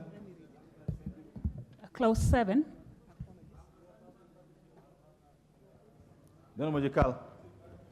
Thank you, Chair. I propose that clause 7 be amended as in the order paper. And Chair, what that means, in the order paper, it is indicating that Section 8 of the Act is amended in subsection 2 by inserting the following new paragraphs immediately after paragraph E. Chair, if you go to Section 8, it is the powers of the Cabinet Secretary. And as it is in the Act, the cabinet secretary shall formulate and practically review climate change policy, and that's okay. Coordinate negotiations on climate change, that's okay. Formulate a national agenda, and that's okay, up to E. And then what this does is now adding a whole slate of in the powers of the cabinet secretary, which is one, to advise the council on the carbon budget for trading based on Kenya's international obligations. Chair, here there's a bit of a reversal of what we know of councils. Quite often these councils, they actually advise the cabinet secretaries. This is actually the reverse. Approve international matters, transfers of mitigation, approve measurements, reporting, and this, authorize the establishment and reduction of emissions from the deforestation and so on. Chair, it is the basic principle that what this bill does, first of all, the appointment of all the council members was basically an executive affair. And now, the cabinet secretary has basically all the powers that you would expect the council to have. So in that case, as I said earlier, Chair, it would have been just wiser to forget about this bill and create a directorate under the Ministry of Environment. So if we do this, the council will actually be rendered completely powerless because the minister will be doing everything. So, Chair, I then propose the amendment to delete that section 7. Thank you, Chair. Thank you. I propose the question that clause 7 be deleted as proposed by the Honorable Nyikal. I now put the question that clause 7 be deleted as proposed by the Honorable Nyikal. Will as many as other opinions say aye? Will as many of the contrary opinion say nay? Nay. The nays have it. No, not deleted, the nays. So you say, I now put the question that clause 7 be part of the bill. Will as many of that opinion say aye? Will as many of the contrary opinion say nay? The ayes have it. Clauses 8 and 9. I propose the question that clauses 8 and 9 part of the bill. I now put the question that clauses 8 and 9 part of the bill. Will as many of that opinion say aye? Aye. Will as many of the contrary opinion say nay? The ayes have it.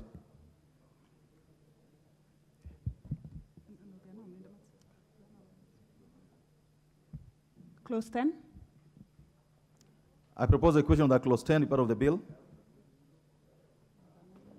There's an amendment by the chair of the committee Thank on you, Honorable. environment for this amendment. Thank you, Chair. This is just a typo.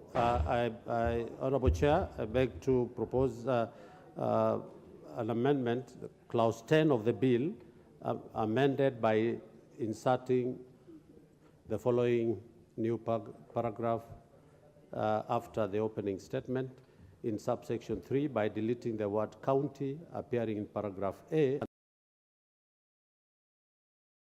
This is just a typo, Honorable Chair. Thank you.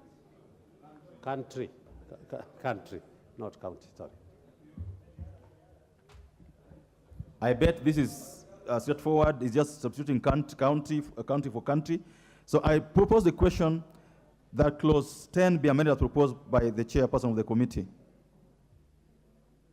I put the question that clause 10 be amended as proposed by the chairperson of the committee. Will as many of the opinion say aye? Will as many of the contrary opinion say nay? The ayes have it. I now put the question that clause 10 be part of the bill, as amended part of the bill. Will as many of the opinion say aye? Will as many of the contrary opinion say nay? The ayes have it.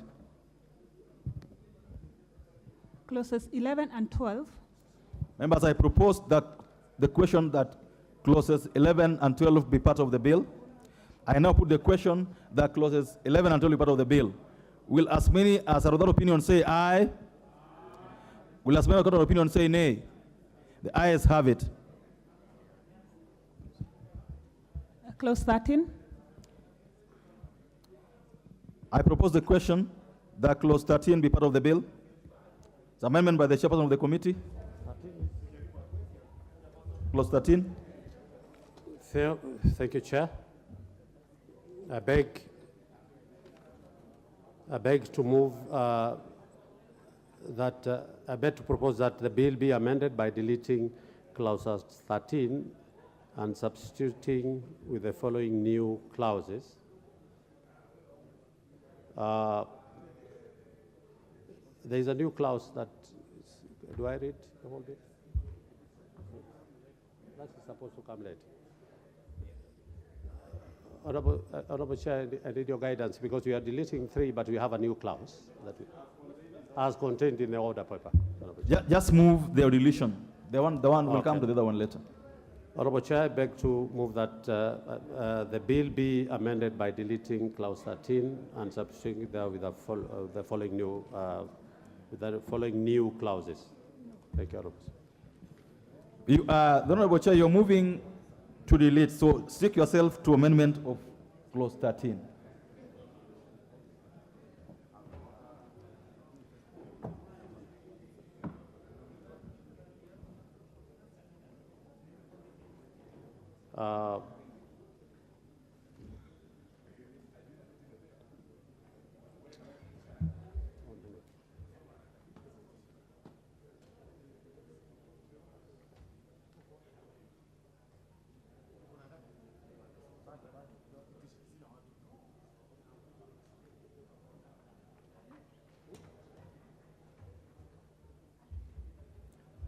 Sorry, Chair.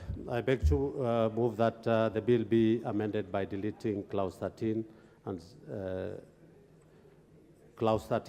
substituting with the new clauses as per the order paper. Thank you, Honorable Chair.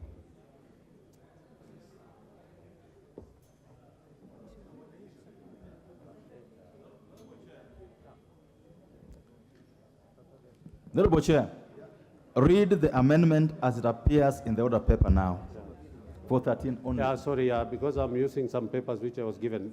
Sorry, Chair. I beg to move that the bill be amended by deleting clause 13 and substituting that with the following new clauses. Section, that is 4, subsection 4, section 24 of the Principal Act is amended by deleting subsection 3. Thank you. I propose the question that clause 13 be amended as proposed by the chairperson of the committee. Chair, can the chair of the committee explain to the House what is the import of that amendment? Why is it necessary so that we can participate? Honorable Gikaria. Honorable Chair, it has been said here, and Millie agreed with us, and the majority speaker did agree. It's about the public participation. Honorable Speaker, public participation is a constitutional requirement, and it is the fundamental issue that every Kenyan should be given an opportunity when this kind of legislation or whatever is happening within the legislative framework. So this one is just to delete what the bill had intended to remove, the public participation. But we are going now to later to bring in the few, instead of the 60 days that is there, we will be moving a new clause to reduce it to around 28 days. Thank you, Honorable Chair. Thank you. I now put the question that clause 13 be amended as proposed by the chairperson of the Committee of Environment. Will as many other opinions say aye? Will as many other opinions say nay? The ayes have it. I now put the question that clause 13 be part of the bill. Will as amended part of the bill. Will as many other opinions say aye? Will as many other opinions say nay? The ayes have it. Clause 14. I propose the question that clause 14 be part of the bill. There's an amendment by the chairperson of the committee. Chairperson. Thank you, Chair. I beg to move that the bill be amended by deleting clause 14 and substituting therefore with the new clauses. That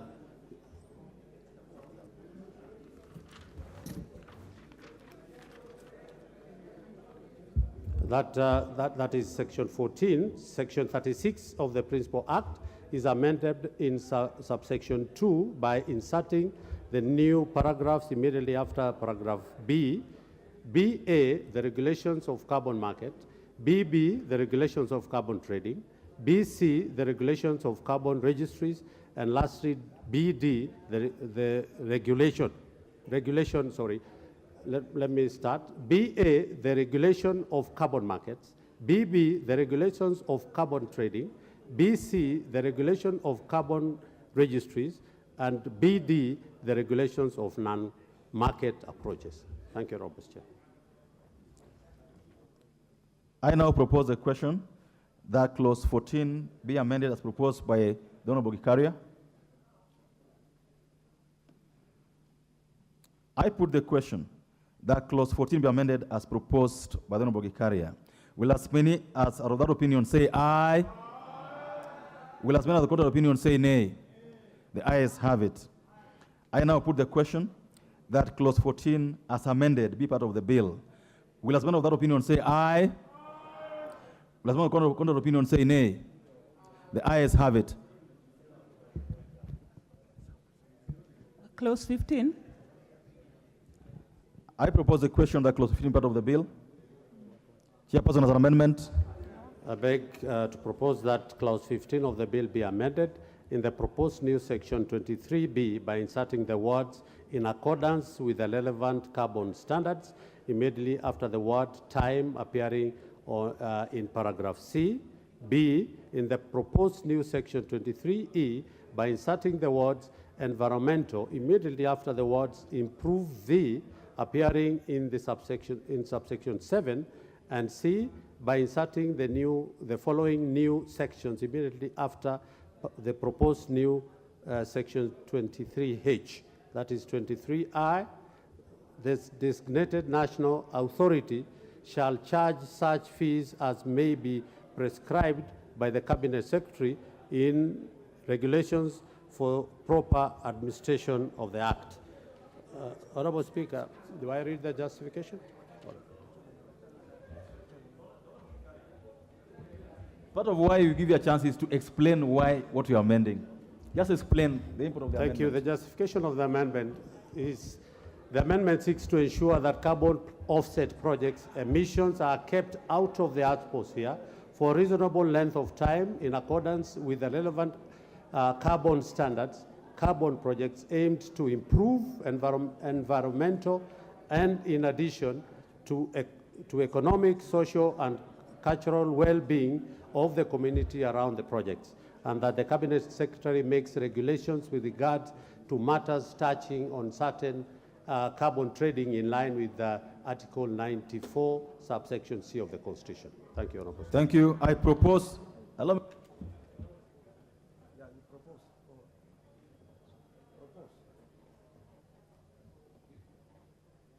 Before I propose that amendment, the chairperson had a further amendment, which I would ask him to now move so that I propose them together.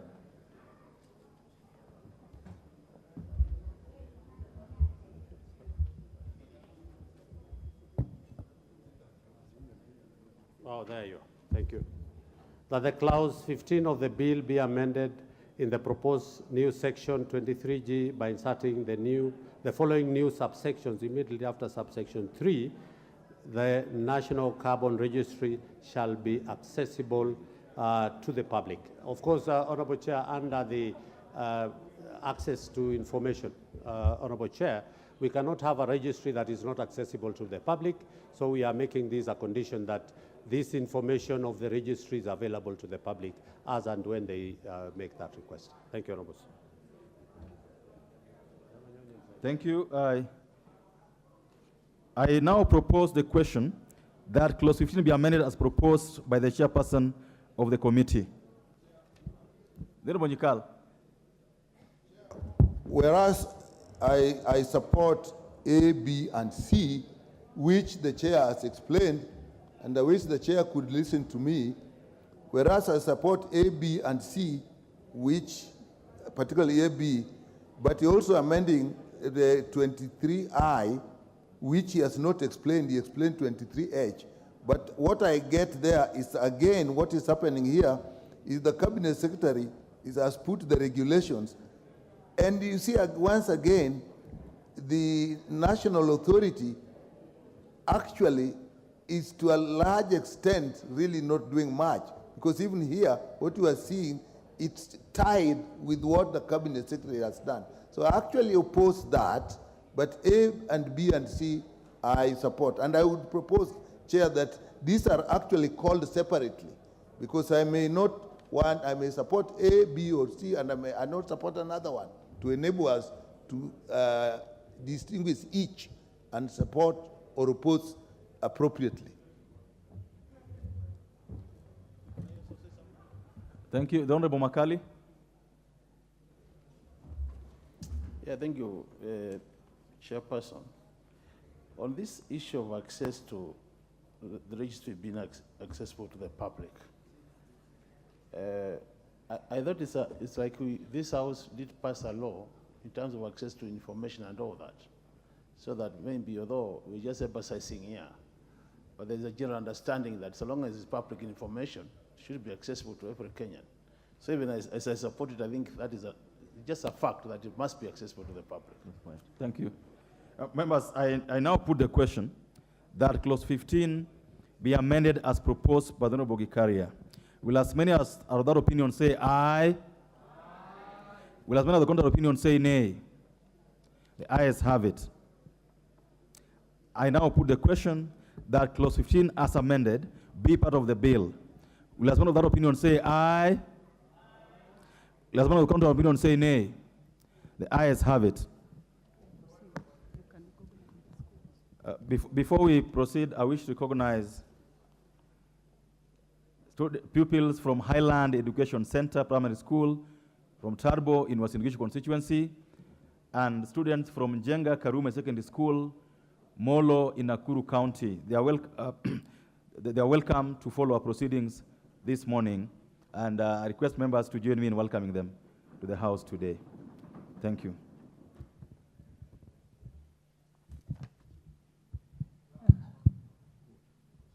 Clause 16. I propose the question that Clause 16 is part of the bill. Honorable Nikal, now you can prosecute your point of order.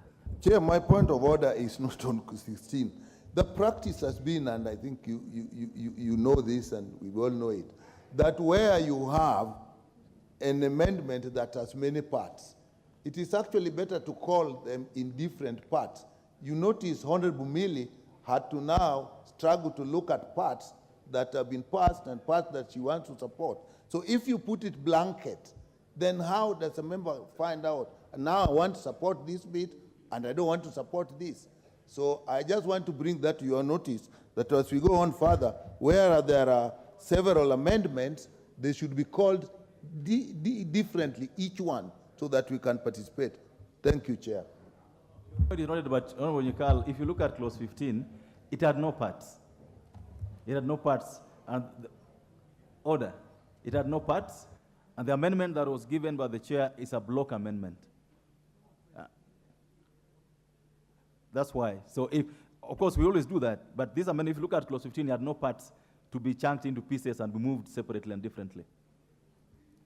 The Honorable Milius, what's your point of order? Chair, just so that we move together, we are at Clause 16. Yes. And Clause 16 is proposing an... Allow the mover to move it first before then you... Is it a proposed deletion? That's what I want, because I don't have the... Allow the person also to move the amendment first. Then you'll come back. Because then I'll come then with my point yes. of order. Yes, that's okay. So the chair... Thank you, amendment. Thank you, Honorable Speaker. I beg to move that the bill be amended by deleting Clause 16, but move a further amendment, Honorable Chair, that the bill be amended by deleting clause 16 and substituting thereof with the following new clauses. That the schedule to the Principal Act be amended in section 1, subsection 2 by deleting the word 60 appearing in the paragraph E and substituting thereof with the words 28. Honorable Chair, the justification of this is that as a committee,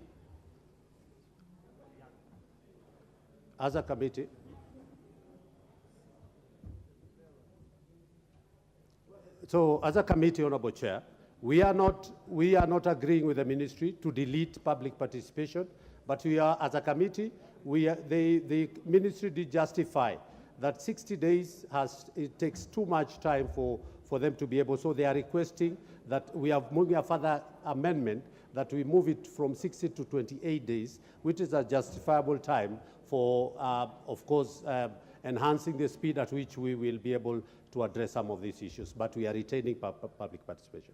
Thank you. The Honorable Chair, approach the table.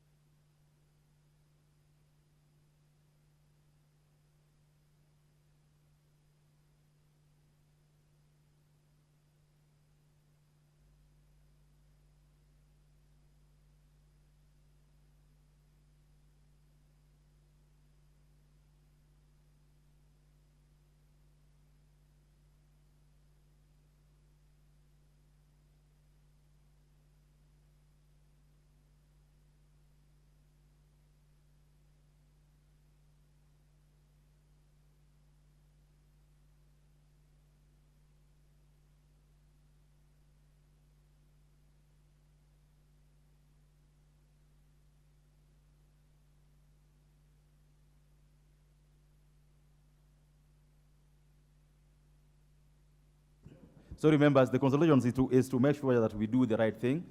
So, Chairperson, go ahead to move the amendment on clause 16.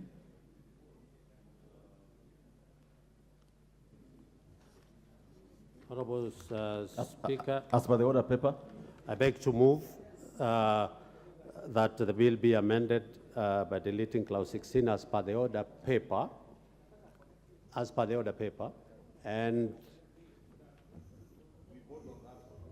as per the order paper. And there is a schedule that we want to amend, a further amendment on the schedule, that the bill be amended by deleting clause 16 as per the order papers, and substituting the schedule of the principal, of the principal act as per section 1(2) by deleting the word 60 appearing in paragraph E and substituting thereof with the word 28. Thank you, Honorable Chair. Thank you. I propose the question that clause 16 be amended as proposed by the Honorable Gikaria. Majority Leader. Thank you, Honorable Speaker. I want to support that amendment. Honorable Speaker, just to make clear, the bill had proposed to delete the schedule on public participation. So the deletion is what Honorable Gikaria is proposing, so that the schedule remains. Then he moves a further amendment that amends the schedule, reducing the number of days for public participation from 60 days to 28 days. And I support. Thank you so much. The Honorable Nyikal. Yeah, again, this is one where we could actually call in two, but I think it may not be necessary. Yeah, the principal issue that comes here is that we are fighting public participation in any way we can. We removed it in 4, so deleting it in 16 makes sense. But then you say, okay, even if you're going to do it, we won't allow you those many days. It is 20, so 28 days. We're making it perfunctory, just that there is. So I oppose the deletion. Now, if I want to oppose the changing of 28 days while I support the other one, how do I do it? Because I want 28 days to be removed to remain as it is. This is what I was saying. Sometimes you have to now look. I agree it should be deleted, but 28 days should be, I want 28 days to remain 60. Guide me on how to do that. This is the guidance there. Yes, Chair. If you had been keen, you'd have then moved an amendment to retain it at 60. That's what should have happened. Chair, therefore, with your guidance, and there are times that it is allowed to do this on the floor, I therefore want to be given time to move that to amend the amendment so that 60 days it stays. Further amendment. You don't have to do that. You just have to vote against it. That's it. Honorable Makali. You know, Chairperson, what is happening? We are in agreement. We need to have public participation. And I think what we are saying is the time being allowed for public participation. If we are really serious with public participation, 28 days might be not enough. So I'm pleading with the chairperson of the committee, because he's the one who's moving the amendment, to change the number from 28 possibly to 40 or 45 days, so that we're also fair to the public. We are talking about public participation in the whole country where need be. 28 days would be such a small number that it might not be fair. But if we want to be effective public participation, Honorable Gikaria, I plead with you, because you are the mover. Thank you. Move it to 45 Thank days. you. The Honorable Mili. The Honorable Ichungwa. Thank you. Allow Majority Leader a minute, Honorable Mili. Sorry, Chair, to interrupt, but on a point of order, I think you probably did not get the gist of the argument by Professor Nyikal. You were asking if the way in which Honorable Gikaria has moved that particular amendment, Honorable Nyikal is okay with the first part of deletion. Yes. Then he has a problem with the further amendment. Yes. So I wanted to propose, can we then first vote for the first part of the amendment as it is on the order paper, then vote for the further amendment, so that where Nyikal and Makali don't agree with the chair, then they can vote in the negative, isn't it? And I think we'll be sorted that way. We will give that indulgence at the right time. Honorable Millie. Thank you, Chair. Chair, of course, I also want to join Honorable Nyikal and Mekali that I support the amendment as per the order paper. Chair, I'd request to borrow your ear. Chair, I know that men are not very good at multitasking. So I beg to borrow your ear. Thank you, Chair. Chair, I just want to request that, and agree with Honorable Ichungwa, that if we can move by section, so that, because we are supporting the first part which retains public participation. However, I want to make a further appeal to you, because this process, as you already know, because of the time constraints, it may not be possible, especially because the chair has just moved a further amendment, which we are not aware about. Because then we would have done an amendment to his amendment. I would actually encourage that you allow us, personally I wouldn't want to say to put it at 60, but to meet somewhere in the middle that we put it at 40. If you can allow us to bring a further amendment to the chair's amendment so that we put it at 40, because then it becomes meaningful participation. So Chair, with your indulgence, because it happens all the time, we can bring amendments here and we bring to you and you approve. If you can allow Honorable Nyikal to bring an amendment to put it maybe to 40 days, and I persuade Honorable Nyikal to move away from the 60 to 40. Otherwise, I support the earlier, the amendment as per the order paper of 16 to retain public participation. Thank you, Chair. Honorable members, if you've been following, I will guide as follows, that we'll vote on the chair's amendments twice. We'll vote first on the first amendment, then after that we'll vote on the further amendment. I will also allow the Honorable Nyikal to bring a further amendment to the Honorable Gikaria's further amendment. So therefore,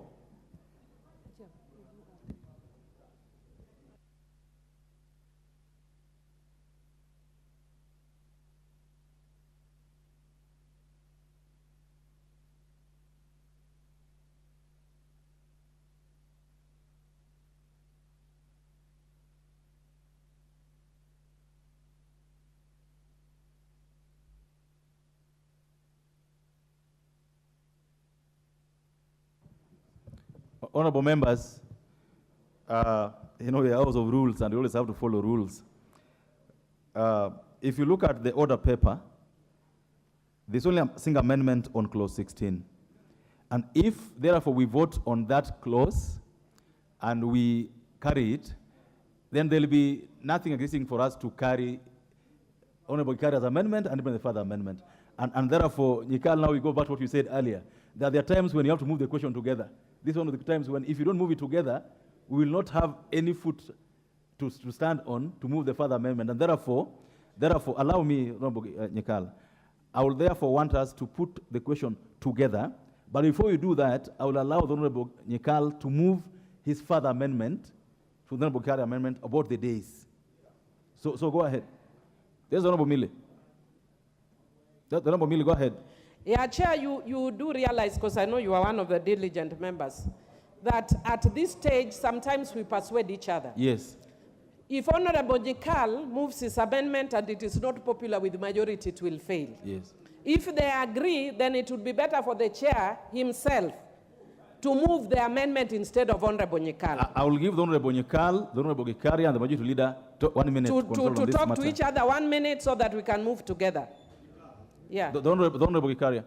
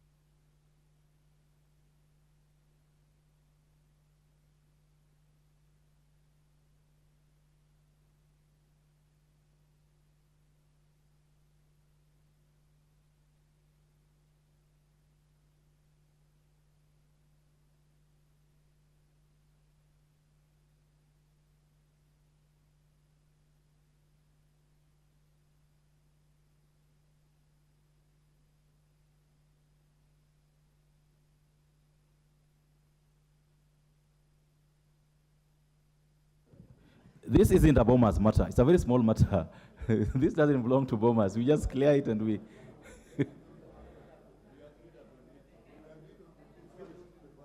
Okay, great. Great. So now...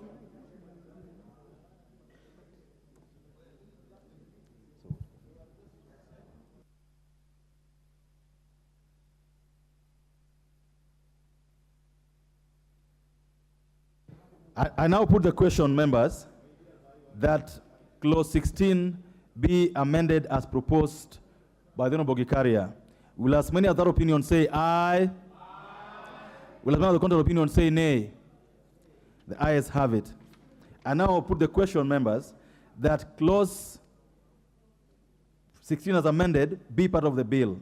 Will as many other opinions say aye? Will as many other contrary opinions say nay? The ayes have it. New clauses, new clause 13A.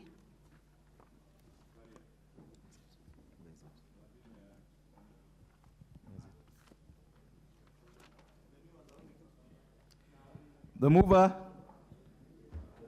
to the new clause 13A, Chairperson. Thank you, Honorable Chair. I beg to move that the bill be amended by inserting the following new clauses immediately after clause 13. New clause 13A, the bill be amended by inserting the following new clauses immediately, section 13A. Section 33, the Principal Act is amended by inserting the following new subsection immediately after subsection 1. 1A, a person who, A, willingly conducts an authorized trade in carbon credit. The Honorable Gikaria, you are going well, but if you could just start your statement by saying that the new clause 13A be now read a second time, then you proceed to explain. The new clause 13A be read a second time. That section 13A, section 33 of the Principal Act is amended by inserting the following new subsection immediately after subsection 1. 1A, a person who, A, willingly conducts an authorized trade in carbon credit, B, knowingly gives false misleading information with respect to environmental or financial gains from the carbon market investments, C, manipulates carbon credit measurements in order to gain additional measurements, D, engages in money laundering through carbon trading, E, knowingly sells carbon credit. The Honorable Gikaria, I would propose just explain. You don't have to read every section. Just explain to us the import of the amendment and we proceed. The import of the amendment, Honorable Chair, is that the amendment seeks to provide offenses and penalties with respect to the carbon market, which had not been provided for. Thank you, Honorable Chair. Thank you, members. I now propose that the question that the new clause 13A be now read a second time. Don Lebonyikal, 1 minute. Chair, I know they're looking tense. I support this because we have to actually put sanctions. Thank you. Carbon trade is going to be a very important issue and can be abused. And these are addressing such abuses. I support. Don Lebonyamai. Thank you very much, Chairman. Chairman, I support this amendment. It's very important because the carbon credits are being misused and it's being used for money laundering. So I support the Chairman. Thank you. I now put the question that the new clause 13A be now read a second time. Will as many other opinions say aye? Aye. Will as many other opinions say nay? The ayes have it. I now propose the question that the new clause 13A be part of the bill. 1 minute. Yeah, thank you, Mr. Chairman. Mr. Chairman, just as I support this amendment to be part of this law, I know this drafting issue, but the issue of not exceeding, the fine looks very good, 500 million shillings. The sentence of 10 years looks very good. But when you say not exceeding, it means you can even do 0. And I think really, this is a matter to me I think we need to think through, because I don't know how it should be done, but I thought would have been more specific in terms so that it becomes like a deterrent issue. But I support. Thank you. I now put the question, members, that the new clause 13A be part of the bill. Will the husband of that opinion say aye? Will the husband of the opinion say nay? The ayes have it. New clause 13B. A mover, the chairperson of the committee. Honorable Chair, I beg to move that clause 13B be read a second time. Section 35 of the Principal Act is amended, A, by numbering the existing provisions as subsection 1, and B, inserting the following new subsection immediately after subsection 1, that is subsection 2, 3, 5, 7, 10, and 15 of this Act shall not apply to entities that have existing carbon projects for a period of one year. Honorable Chair, the justification for this is that the bill had not provided. Already we have existing players, investors, that if we don't give them this transition period, then maybe the Act might come and render them not in business. So what we have agreed to do is that we are giving a provision of 1 year for them to be able to comply with the new Act, and then they can continue so that we don't stop investors from going on with their business. Thank you, Honorable Chair. Thank you. I propose the question that the new clause 13B be now read a second time.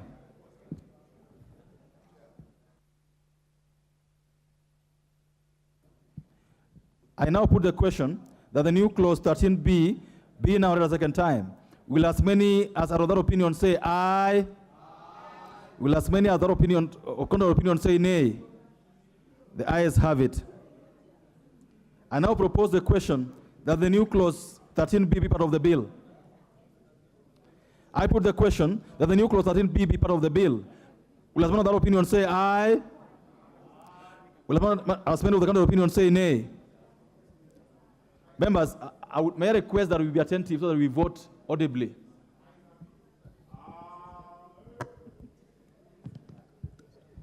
Clause 2.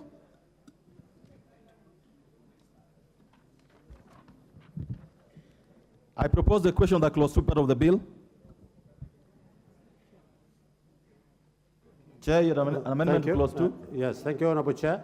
I beg to move that clause 2 of the bill be amended. In A, in the definition of carbon market, by inserting the word products immediately after the word initiatives.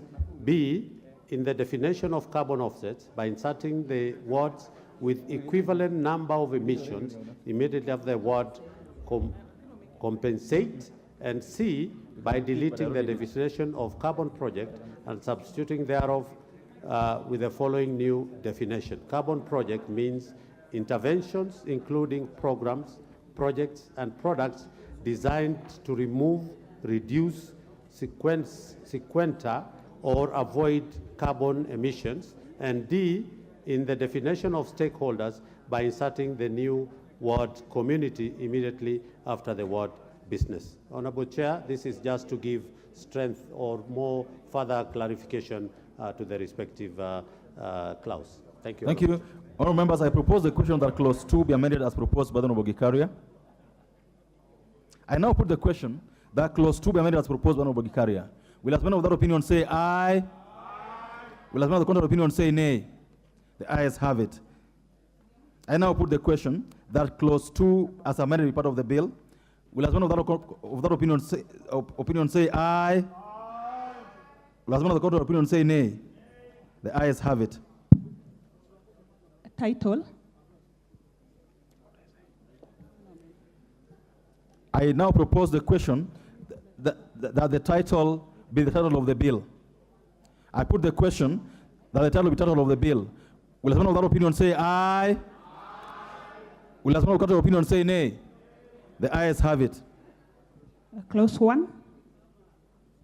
I now propose the question that clause 1 be part of the bill. I put the question that clause 1 be part of the bill. Will as many as of that opinion say aye? Will as many as contrary opinion say nay? The ayes have it.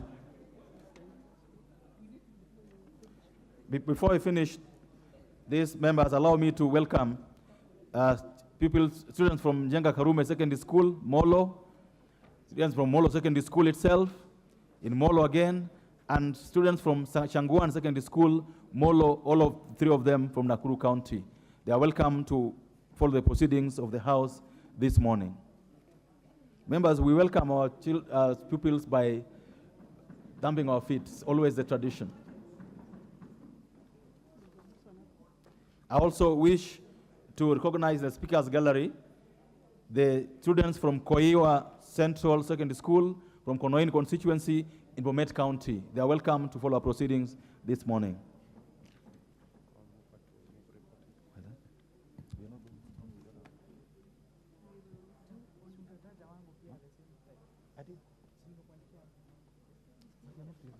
I've started with these ones.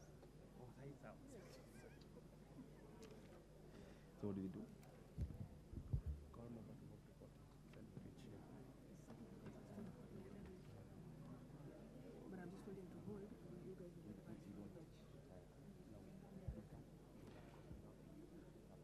May I now call the mover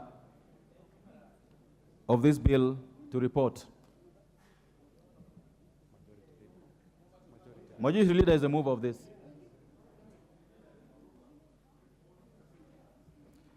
You're moving for reporting, Majority Leader.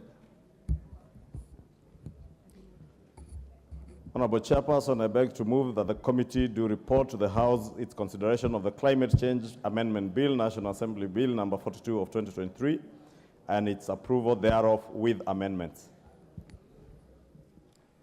Honorable members, I now put the question, which is that the committee do report to the House its consideration of the Climate Change Amendment Bill, National Assembly Bill number 42 of 2023, and its approval thereof with amendments. Will as many as of that opinion say aye? Aye. Will as many as of the contrary opinion say nay? The ayes have it. Members, we will not move to reporting, we'll move to the next bill, which is the anti-money laundering bill. Where is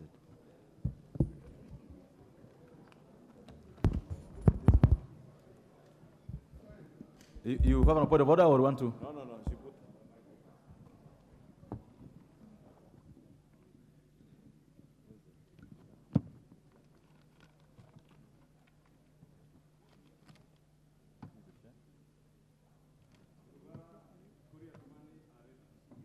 The Honorable Murugara, I would wish to request you to be very attentive on this so that we buy it fast.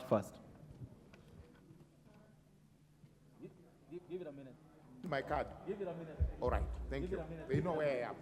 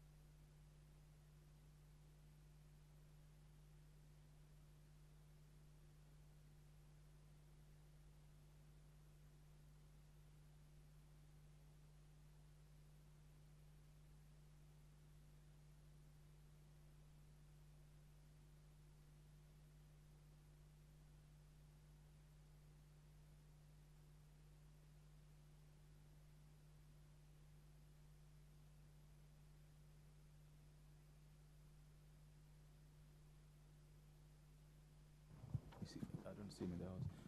Is Honorable Shakil in the house?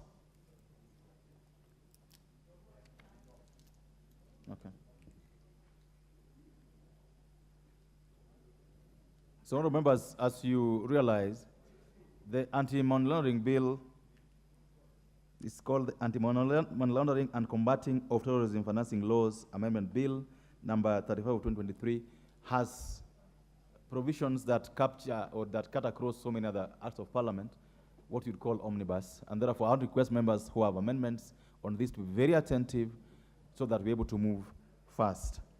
So we'll start with Honorable Shakil Shabir if he's in the House. Let me read the act. Order.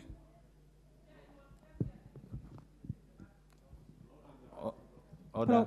Provisions relating to extradition, contiguous and foreign countries act, Cap 76. Honorable Shakil, if he's not there, I propose the question that the provision relating to section 7A immediately after section 7 of the bill be amended, be part of the bill.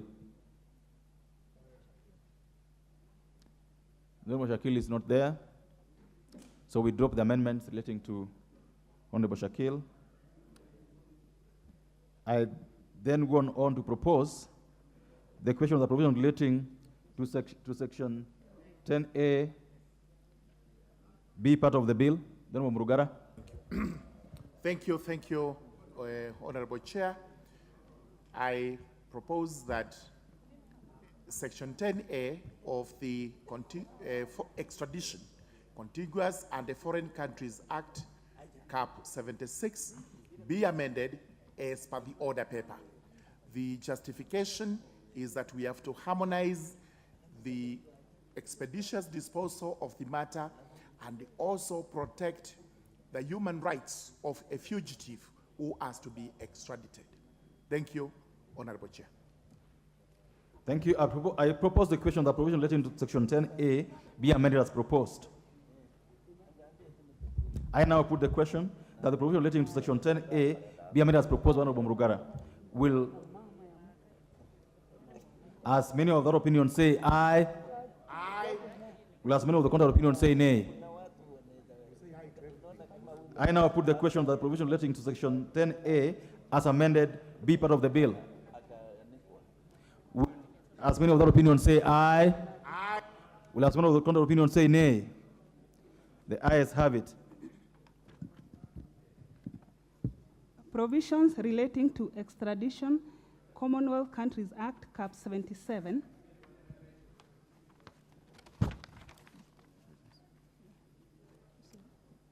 I propose the question, the provisions relating to subsection 7, subsection be part of the bill. Honorable Shakil. On the House, so is dropped. I go ahead to propose the question, the provision relating to section 13A be part of the bill. Honorable Murugara. Thank you very much, Honorable Chair. Honorable Chair, the proposal is similar to what we have done for the extradition, contiguous foreign countries. It's purely to propose that section 13A be part of the, 13A be amended as per the order paper. And the rationale is the same as we have expeditious disposal of persons to be extradited. We have also to ensure that their human rights are protected. Human, legal rights, and all rights. Thank you. I propose the question that the provisions of relating to section 13A be part of the bill, be amended as proposed by the Honorable Murugara. Any takers on this? I now put the question. Yes, Honorable.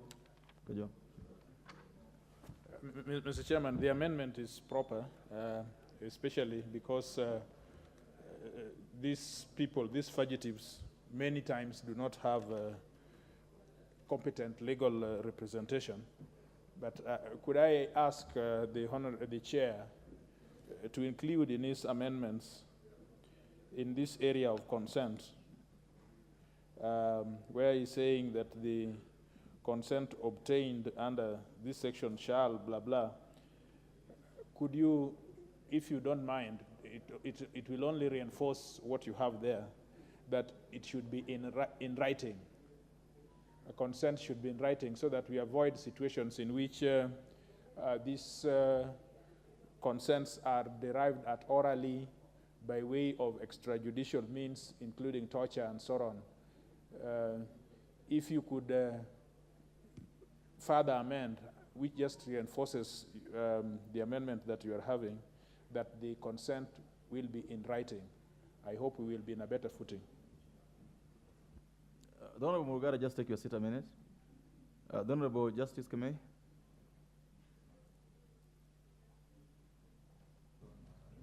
Chair, thank you, Chair. I wish to support the amendment by the Honorable Murugara, Chair, that much as we recognize that fugitives may have committed a crime here and there, we must honor their constitutional rights as while we are also expediting the issue of extradition. So, Chair, I do support. Thank you. Thank you. The Honorable Murugara. Thank you. I've heard a proposal by Honorable TJ, but I wish to confirm that this consent is actually in writing. Essentially, you can see it is actually being witnessed. It cannot be witnessed in an oral manner. But however, there may come a time when the consent has to be taken in court, and therefore it will have to be through oral proceedings in court. Again, possibly the court will be the witness. I think we leave it as it is. There is latitude for both of them. Thank you. Thank you. And members, this is for all members. Order. It used to be, and I will encourage it to be always, that where we have, you want to request a member to amend the amendment, just talk to them before, not on the floor. Just talk to them before so that we have some agreement, so that when you're speaking, the person being requested also has knowledge. It makes a lot of sense and makes work very easy. Members, I go on to put the question. The provisions relating to Section 13A be amended as proposed, Honorable Murugara. Will, as men of that opinion, say aye? Aye. Will, as men of the contrary opinion, say nay? The ayes have it.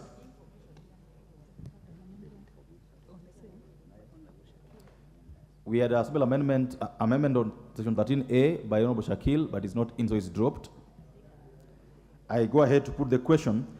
The provisions relating to Section 13A as amended be part of the bill. Will as many of that opinion say aye? Aye. Will as many of the contrary opinion say nay? The ayes have it. Provisions relating to the State Corporations Act, Cap 446. I propose the question that provisions relating to Section provisions relating to State Corporations Act, Cap 446, be part of the bill. I now put the question that the provisions relating to Section go ahead. Mr. Chair, you know, we are dealing with what you're describing as omnibus omnibus legislation. So permit us, the report is fairly big. The act is also fairly big. If you could, if we want to be together, please point to us the areas of the bill which we are handling at every given period of time, the page if possible, and because we are looking at the order paper at the same time we are looking at the committee's reports, and you know that there are several committees that have handled this. So just so that we are being with you, please just guide us in specific pages that we are handling, where we come to amendments. No, that's so much in order, Senior. We are now dealing with page 1067 of the bill. Page 1067, I don't know if the order paper, what number it is in the order paper.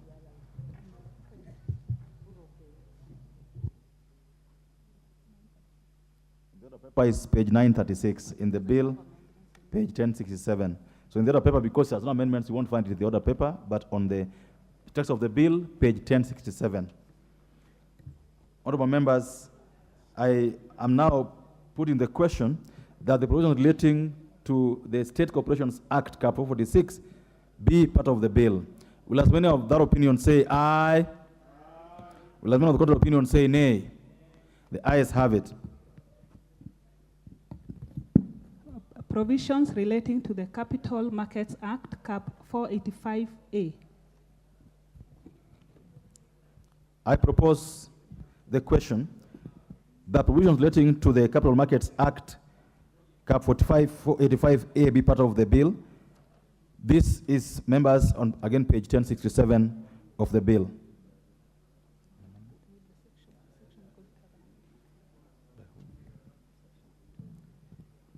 I propose a question that provisions relating to section 12 of the Capital Markets Act 485 be part of the bill. Mover, the Honorable Kuria Kimani.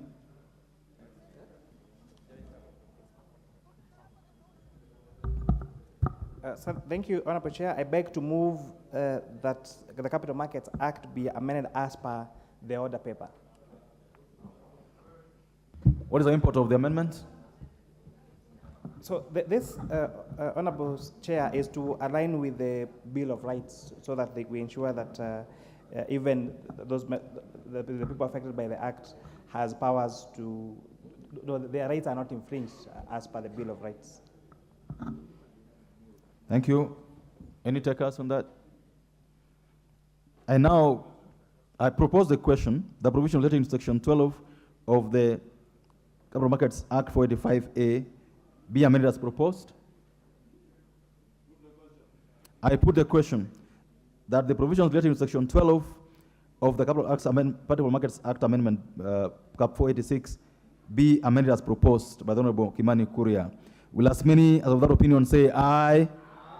Will as many of the contrary opinion say nay? The ayes have it. I now put the question that the provisions relating to section 12 of the Capital Markets Act Cap 485 as amended be part of the bill. Will as many of the opinion say aye? Will as many of the contrary opinion say nay? The ayes have it. New section 12A and B. I propose the question that the provision relating to new sections 12A and B of the Capital Markets Act Cap 485A be part of the bill. The Honorable Kuria.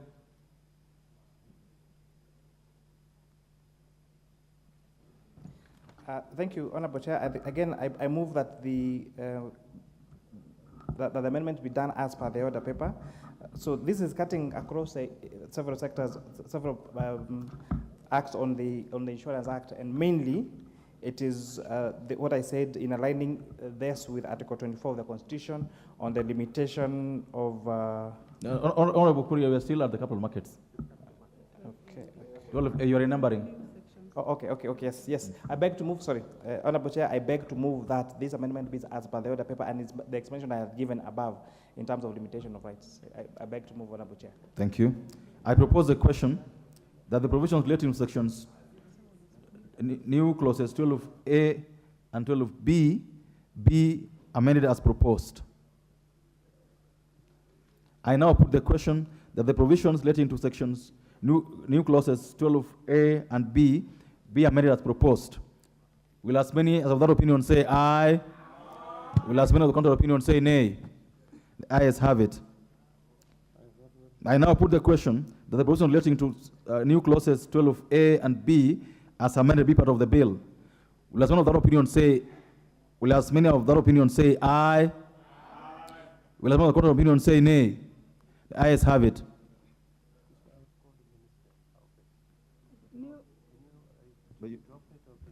New section 35A and 35B. I propose the question that provisions relating to new sections 35A and 35B be part of the bill.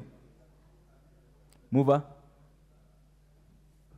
Honorable Chair, I beg to move that section 34A and 35B, these amendments to the Capital Markets Act.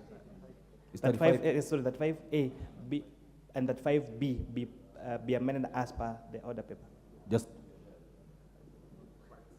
Again, same reason I had given above. This is to align this with the Constitution on the on justification on human rights, so that we make sure that the rights of these people are not infringed. So this is just in line with the Constitution in terms of infringement of human rights. Thank you.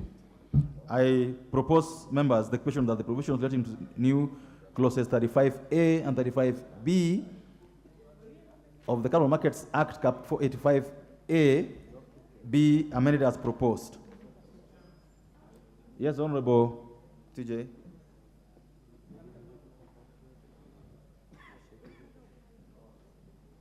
spent.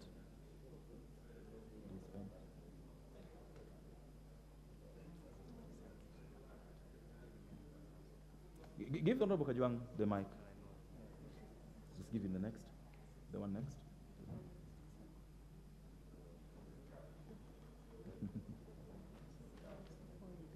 Yeah? Which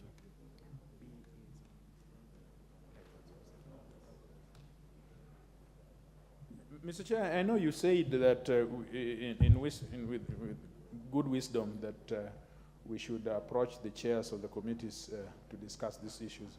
But as you know, we have just explained that it is coming from several committees, and many of them, we are interacting with them. You can see the speed with which this legislation is going. So just indulge us in a few things. We just want to make good legislation in particular areas. And I am just looking at 35B, and I agree, this is a beautiful way of entrenching people's fundamental rights and limiting them by statute. I think that is what the courts have ruled before. But Chair, if you consider, the committee chair, if you consider 35B in subsection 2, where a person is suspected or accused of any offense under this act, the person's home or property may be searched. If you just do a further amendment, a small one, and say the person's home or property may, with a warrant, be searched. Just add the word warrant, with a warrant, be searched. Now, that would make sure that these people who are looking for fugitives or harassing people in their homes and so on would have to obtain a warrant before a magistrate or before a judge, and therefore there would be some type of proceedings in which these people are able to protect their rights. So just the words, the person's home or property may, with a warrant, be searched. Thank you, Chair. I know there is already in the law, including 35A is in the law, it is in the Constitution. This is why we are repeating it. The entire 35A that persons will enjoy fundamental freedoms and rights, that is in the law, it's in the Constitution. So we are just being very clear, and we are being particular, especially you followed what happened to Miguna. Yes, we abandoned him because he abandoned us before we abandoned, but I don't want to waste Chair's time. Miguna was visited by people who, without warrant, searched his home. And searching a home cannot be tasteful if you want. So with a warrant, that now brings those proceedings before a magistrate or the court. Thank you, Mr. Chair. Now, I want to hear from the Honorable Kuria. I'll come to you. I'll come to you, the Honorable Kela. I think, Honorable Chair, I want to agree with my senior, Honorable TJ Kajwang, that when we make these laws, we should make them for prosperity. And therefore, if adding the word warrant assures that the rights of these people will be better taken care of, it's an amendment that we are willing to accommodate. So we agree that we adopt Honorable TJ Kajwang's amendment and add that the person's home or property may be searched with a warrant. With that, I move on, Honorable Chair. Thank you so much, and I really appreciate Chairperson. Are we dealing with the same issue? Okay, the Honorable Okello. Chair, thank you very much. And I want to thank the Chair of Finance for accepting the change. Because again, we have seen areas where certain sections of the law are susceptible to abuse by the powers that be. And we have lately seen how, without proper definition, government can interfere, so to speak, in the name of political vendetta. So if a warrant will be coming from a court of law, a competent court of law, Honorable Speaker, then that is the line to take, and I support the amendment. Give me this one. Thank you, the Honorable. 1 minute, the Honorable Martins of Niwa. Chair, this is very important. Also, could this be applied on 2C? Chair, the financial information of people, families, and private affairs is very, very important.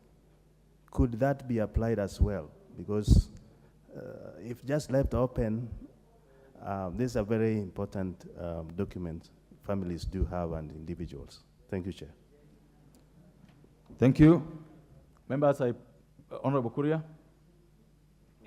You know, I would nudge my honorable colleagues, since we have accommodated the issue of needing to have a warrant of arrest for search and property, we don't necessarily have to add that to information because, Honorable Chair, all these laws must be within the confines of law. So we would even expect that sharing of this information would be within the Data Protection Act. And therefore, us passing this law does not give any powers to break any other law of the land. And with that, I don't think we really need to add that. So I think the amendment by TJ Kajwang suffices in terms of enshrining the rights of those people. Perfect. I think I like the spirit. Bipartisan spirit is the best. I now go ahead to put the question that the provisions relating to sections 35A and 35B of the Capital Markets Act, Cap 485A, be amended as proposed. Will, as many other opinions, say aye? Will, as one opinion, say nay? The ayes have it. I now put the question, members, that the provisions relating to section 35A and 35B of the Capital Markets Bill Act as amended part of the bill. Will, as one of that opinion, say aye? Aye. Will, as one of the Capital opinion, say nay? The ayes have it. Provisions relating to the Insurance Act, Cap 487. I propose the question that provisions relating to section 128 of the Insurance Act be part of the bill.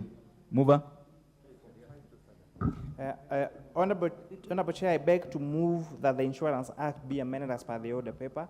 So essentially, this amendment, Honorable Chair, is aligning that with the existing tax laws, where we are required to keep records for any business for 7 years. So we are deleting the word 5 and replacing that with 7, so that it is in line with our tax law that requires any company or any business to hold their records for a period of 7 years.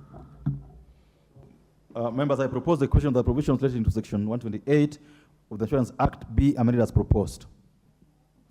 Any takers? I now put the question that the provisions relating to section 28 of the Insurance Act be amended as proposed. Will, as many of that opinion, say aye? Aye. Will, as many of the contrary opinion, say nay? The ayes have it. I now put the question that the provisions relating to section 128 of the Insurance Act as amended be part of the bill. Will, as many of that opinion, say aye? Will, as many of the contrary opinion, say nay? The ayes have it. New sections 196B, 196D, 196E, and 196E.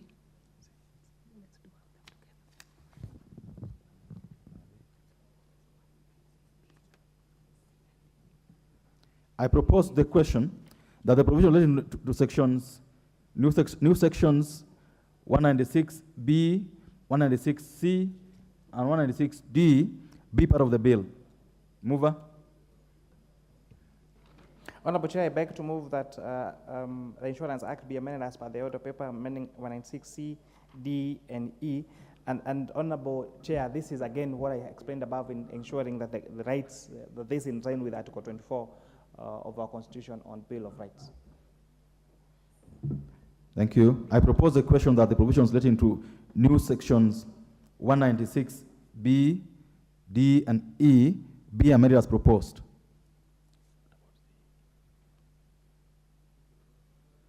I now put the question that new provisions related to new clauses 96B, C, D, and E be amended as proposed.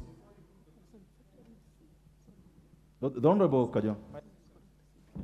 Yes, Mr. Chairman, these two, just like what we have come through in 196E, where a person is suspected or accused of an offense under this act, the person's home or property may, with a warrant, be searched. You know, I don't begrudge the chair. You know, he had moved C, D, E together, and so he could have not been particular to the amendment. So in E, it just bespeaks what we have just come from in the other one. So if the chair could indulge me, he could put a further amendment and we can vote it together. The Honorable Chair. Yeah, again, Honorable Chair, we heed to Honorable TJ's amendment as we decided on the other clause before, so I beg to move that that clause be amended by inserting the word with a warrant of arrest as proposed by Honorable TJ Kajwang, and with that I beg to move. Great. I now put the question that the provisions relating to new clauses 19C, D, and E be amended as proposed. Will as many of that opinion say aye? Will as many of the contrary opinion say nay? The ayes have it. I now put the question that the provision relating to the new sections, new clauses 19C, D, and E be as amended be part of the bill. Will as one of that opinion say aye? Will as one of the contrary opinion say nay? The ayes have it. Section 205. I propose the question that the provisions relating to sections 205 of the Central Bank, which act? Of the Insurance Act be part of the bill. Mover.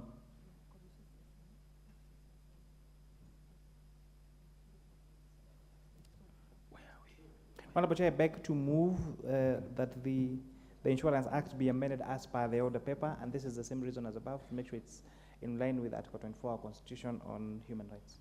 Thank you. I propose the question that the provisions relating to Section 205 of the Insurance Act be amended as proposed. I put the question that the provisions relating to Section 205 of the Insurance Act be amended as proposed. Will as many of that opinion say aye? Will as many of the contrary opinion say nay? The ayes have it.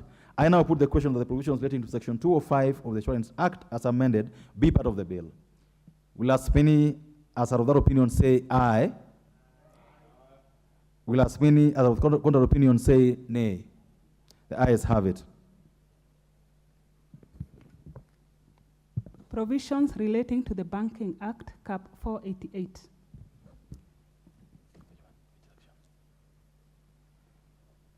I propose the question that provision relating to Section 2 of the Banking Act be part of the bill. Mover. Yep. Honorable Chair, I beg to move that the amendment onto the Banking Act be as per the order paper.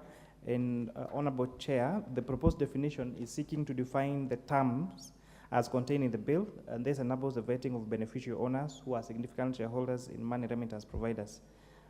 This requires that CBK, money remittance providers, and digital credit providers be identified. With that, I beg to move, Honorable Chair.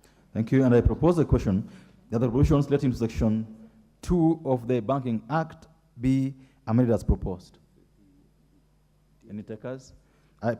I put the question that the provisions relating to Section 2 of the Banking Act be amended as proposed. Will as many of that opinion say aye? Will as many of the contrary opinion say nay? The ayes have it. I now put the question that the provisions relating to Section 2 of the Banking Act as amended be part of the bill. Will as many of that opinion say aye? Will as many of the contrary opinion say nay? The ayes have it. Section 33E1. I propose the question that the provisions relating to Section 33E1 of the Banking Act be part of the bill. Mover. So, Honorable Chair, I beg to move that the amendment be as per the order paper, and this is in line with the Article 24 on human rights. Members, I propose the question that the provisions relating to Section 33E1 of the Banking Act be amended as proposed. I now put the question that the provisions relating to Section 33E1 be amended as proposed. Will as many of that opinion say aye? Will as many of the contrary opinion say nay?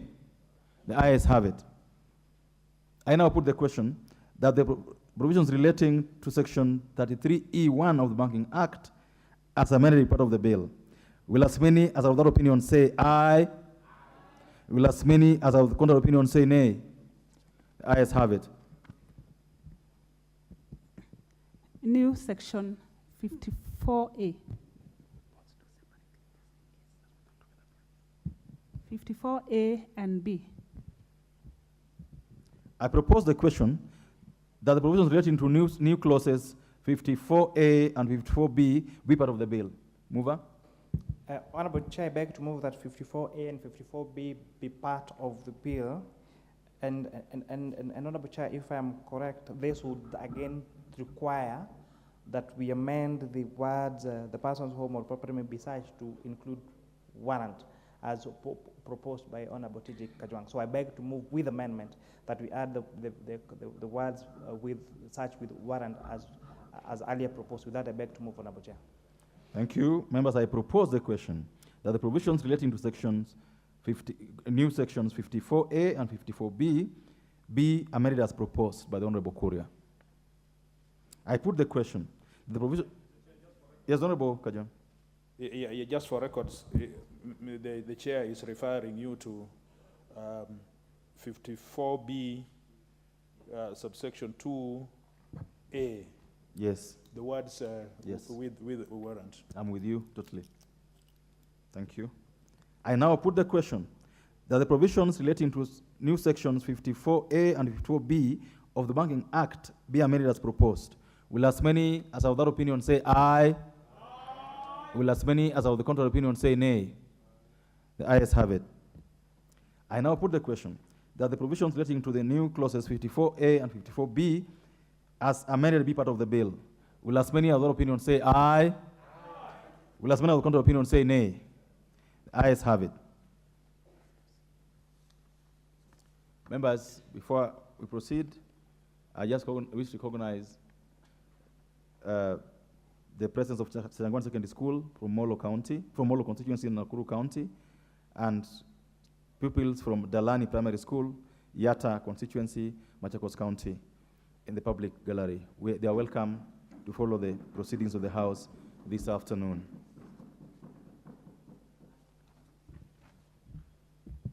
Provisions relating to the Central Bank of Kenya Act, Cap 491. I propose the question that provisions relating to Section 4A of the Central Bank of Kenya Act Cap 491 be part of the bill. Mover. Honorable Chair, maybe before I move, if I could urge you, I would like to welcome the students from Molo constituency who are welcome to observe our proceedings today. Today we have a total of 650 students from different schools across the constituency. So we make sure we give them this time to come and observe our proceedings. And of course, they're coming to Nairobi is also a big thing. I could write a book about my first trip to Nairobi, but that's a story for another day. They are most welcome. Thank you very much, Honorable Chair. So, Honorable Speaker, Honorable Chair, I would like to move that the Central Bank Act be amended as per the order paper, and I had given this explanation before, that this the proposed definition seek to define the terms as contained in the bill, and this will enable the vetting of the beneficial owners who are significant shareholders in money remittance providers, and this will also further require Central Bank of Kenya, all money remittance providers, digital credit providers, to identify the persons who are exercising ultimate control in a money remittance provider or a digital credit provider. With that, I beg to move, Honorable Chair. Thank you. I propose the question that the provisions relating to Section 4A of the Central Bank of Kenya Cap 491 be amended as proposed. Yes, Honorable.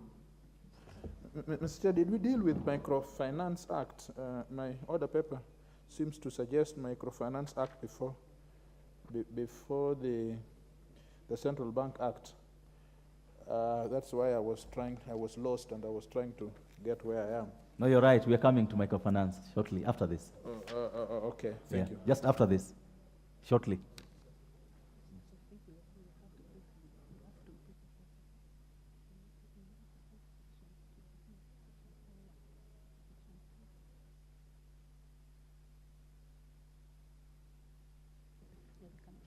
Members, allow me to go back on the Central Bank of Kenya Act. And what we are proposing to do is to, in that case, amend the definition section. So I would request the chairperson to come back.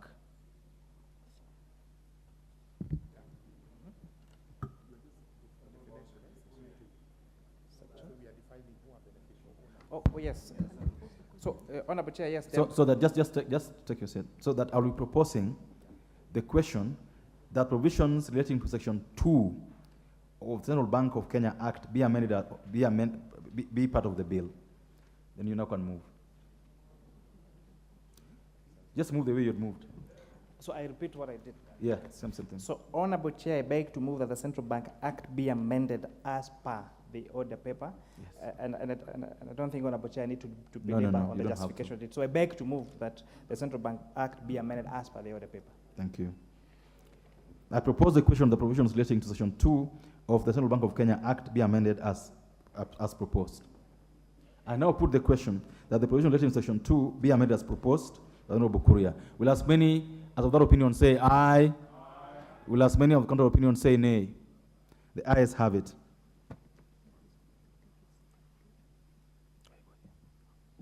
I now put the question that provision relating to Section 2 of the Central Bank of Kenya Act as amended be part of the bill. Will as many of that opinion say aye? Will as many of the contrary opinion say nay? The ayes have it. Members, I wish now to propose the provisions relating to new sections 51A, new section 51A, 51B, 51C, and 51D be part of the bill. Mover. Honorable Chair, I beg to move that Section 51A, B, and C and D be amended as per the order paper. Justification? Justification on this?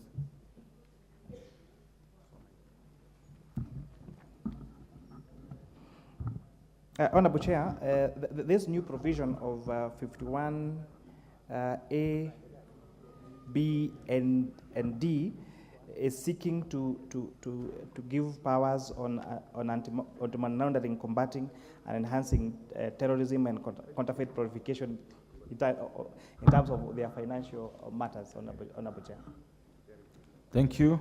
I now propose the question that the provisions relating to sections 51A, B, C, and D, immediately after section 51, be amended as proposed by the Honorable Kuria. Any takers on this? I put the question. You want to say something, Honorable Kajwang? Go ahead. I'm just reminding the chair of page. I don't know what page of this is the other paper, but it's 51D. You want to refer to 51D, right? With the warrant on subsection 2A. The Honorable Chair, 51D, if you want to do the same honors again.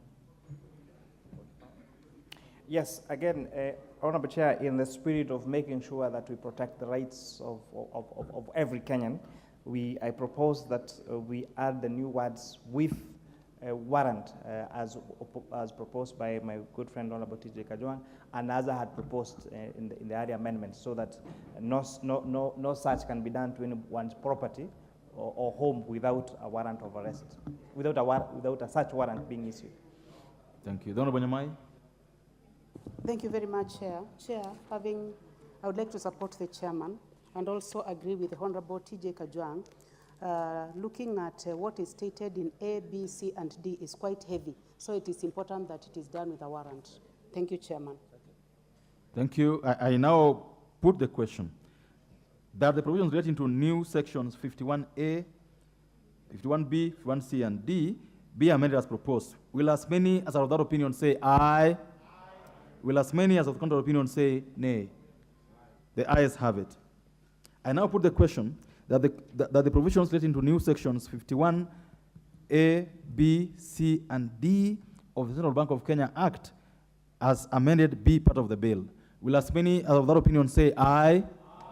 Will as many as of the contrary opinion say nay? The ayes have it. Provisions relating to the microfinance New Act 2006.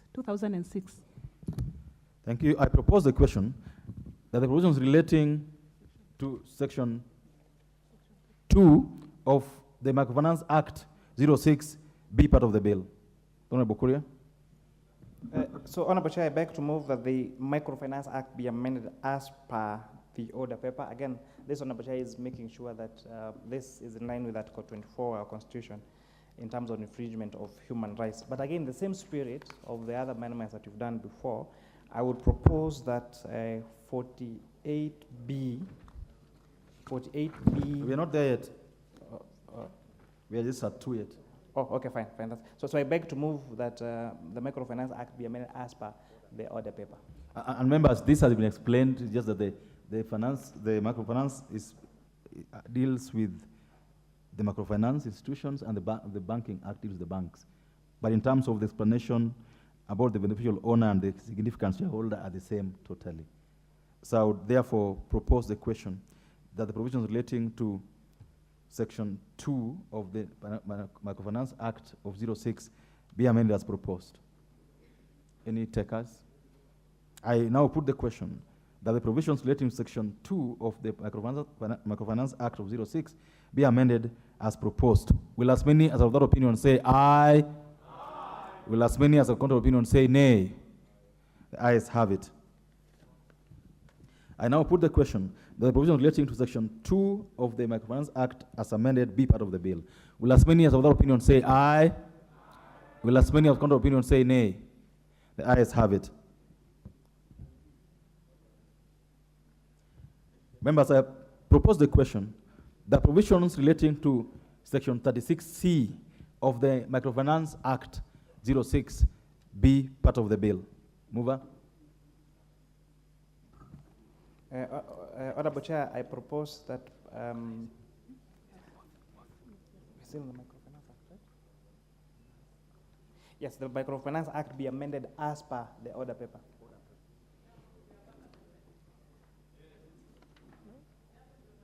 Oh yes, that's where we add. So, Honorable Chair, if I'll indulge you, I propose a further amendment to the Microfinance Act on 47B, 2A, where we're saying the person's home or property may be searched, to add the word that the person's home or property may be searched with a warrant. The Honorable Kuria, you realize that 36C has two parts of it. So the first part talks about deleting the word 20. Oh, so would you want to explain that? Okay, fine. So let me start. Honorable Chair, I beg to move that the Microfinance Act be amended as per the order paper. And this is deleting the word 20 that are appearing on subsection 2A. And I'm starting that, therefore, with the word 5. That would be the first part. And then part... What is the justification for that? Give me a second, Honorable Chair.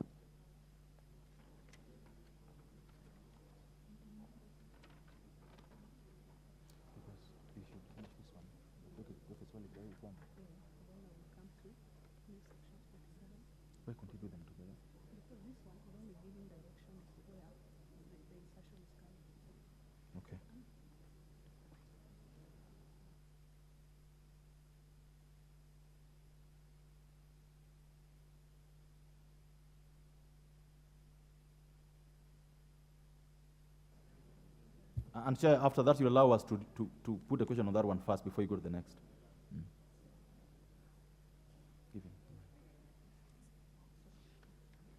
So Honorable Chair, thank you for your indulgence. This amendment is reducing the penalty from the penalty of 20 million to making it 5 million. And this, Honorable Chair, is to make the penalties less punitive in the event that someone finds that they may not have done as per the Act. So the deletion of 20 and replacing thereof with 5 is to make the penalties less punitive by reducing the penalty from 20 million shillings to 5 million shillings. Members, I propose the question that provision relating to Section 36C be amended as proposed. Go ahead, Honorable Shakil.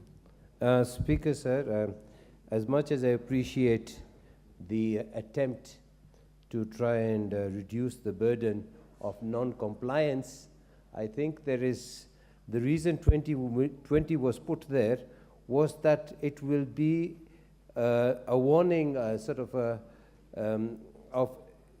of action that if it's a 20 million, then somebody will take it more seriously. But if you now reduce it back to the proposed 5 million, others are going to take this with a pinch of salt. I feel that we have to come back into a society where we are able to rule and accept and work within rules. So I do oppose the reduction from 20 to 5. This can go either way. Members, I put the question. Dr. Honorable Wangwe. I want to support the Chair of Finance, Honorable Chair, by reducing the fine from the penalty from 20 to 5. The reason being, Honorable Chair, it's not that when you have fined more, you'll have to comply. Compliance, Honorable Chair, does not originate from the amount that is fined, but how flexible you are to comply with the law. Therefore, I wish to support that, Honorable Speaker. I want this to go either way, and therefore put the question. You want to? I want to put the question on this matter, that the provisions relating to section 36C be amended as proposed by the chair. Will as many of that opinion say aye? Will as many of that opinion say nay? The ayes have it. Go ahead. I go ahead now to propose the question that provisions relating to new sections of 47A and 47B of the Microfinance Act of 06 be part of the bill. Mover? So, Honorable Chair, I beg to move that Section 47A and Section 48B be amended as per the order paper. And again, this is an amendment to the Microfinance Act. And this, Honorable Chair, I beg to move a further amendment that 47B be further amended, Section 2A, by adding the words warrant, so that 2A reads, the person's home or property may be searched with a warrant as proposed in the other clauses. With that, I beg to move, Honorable Chair.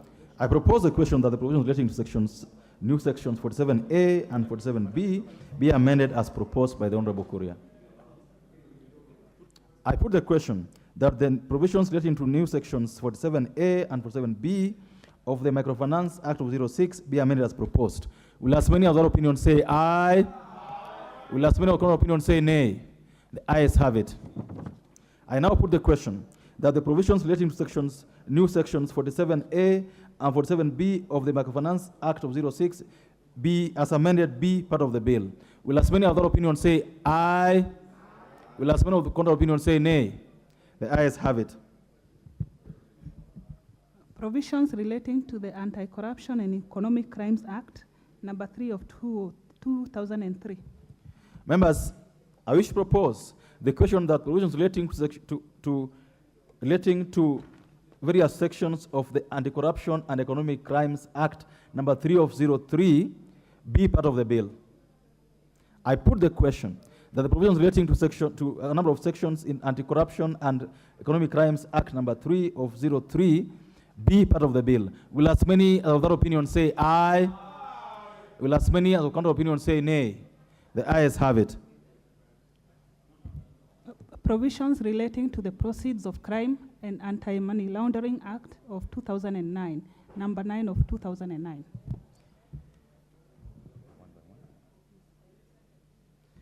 Honorable members, this notify you that the Act, Proceeds of Crime and Anti-Money Laundering Act of 09 has a number of amendments, and I will start by proposing the question that the provision relating to Section 2 of the Proceeds of Crime and Anti-Money Laundering Act be part of the bill. Mover? Thank you. Thank you, Mr. Chairman. I move that Section 2 of the Proceeds of Crime and Anti-Money Laundering Act be amended as per the order paper.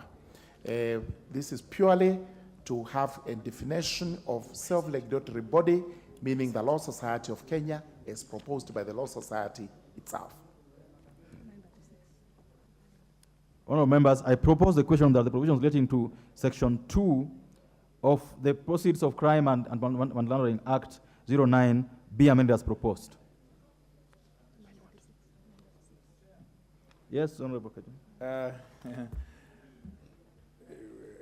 I think this is where, Mr. Chair, just remind us so that we move together where we are on this, this amendment concerning. This is page 936 of the order paper. Yes, 936 of the order paper. Okay, things have moved from digital, from paper to digital, making some of us very unhappy. But Chair, generally, I want to support the Chair that to the extent that the Law Society has been made a self-regulatory entity in this bill, serves a lot of purposes. You know, eases a lot of problems that we have had before. I would just be waiting at the particular amendment on the self-regulatory body to make sure that the Law Society also has powers to make regulations that would self-regulate it effectively as has been proposed. The chair of JLAC is listening. I have supported, but I'm waiting for this specific amendment that bringing in Law Society as a self-regulating body with powers to make regulations. Mr. Chair, you know you are in delegated legislation, Chair of JLAC. Yes, Chair of JLAC, you served in Committee on Delegated Legislation. And you know that if the section does not expressly provide for powers to make regulations under it, it would be it would not be useful even if they were to regulate. And so I'm waiting for that provision in which then you expressly say then that the Law Society has the powers to make regulations for under that section for self-regulation. Thank you, Madam Chair.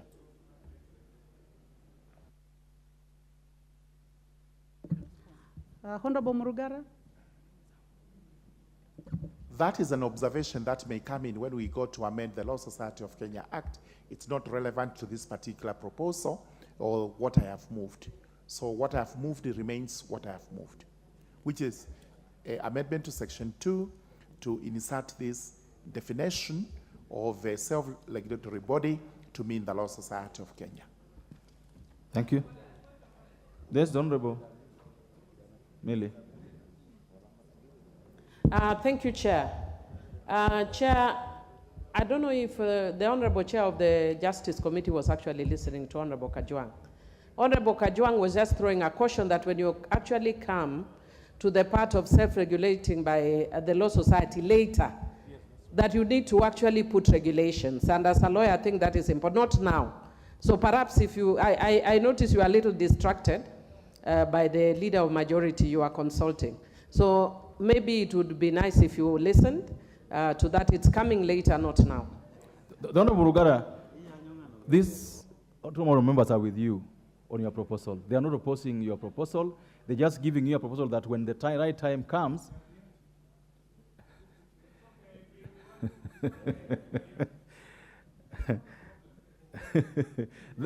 give me this. They're just being preemptive. Let's cross the bridge when we come there. The Law Society has a section on making regulations in the body of it. So every section is applied in it. Order.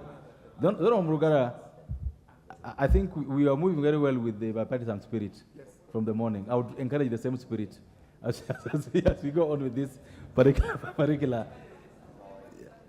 Let's go on, members. I now put the question that the provisions relating to Section 2 of the Proceeds of Crime and Anti-Laundering Act of 09 be amended as proposed. Will as many as of that opinion say aye? Will as many of that opinion say nay? The ayes have it. I now put the question that the provisions relating to Section 2 of the Proceeds of Crime and Anti-Laundering Act of 09 as amended be part of the bill. As many of that opinion say aye? Will as many of that opinion say nay? The ayes have it. Section 8.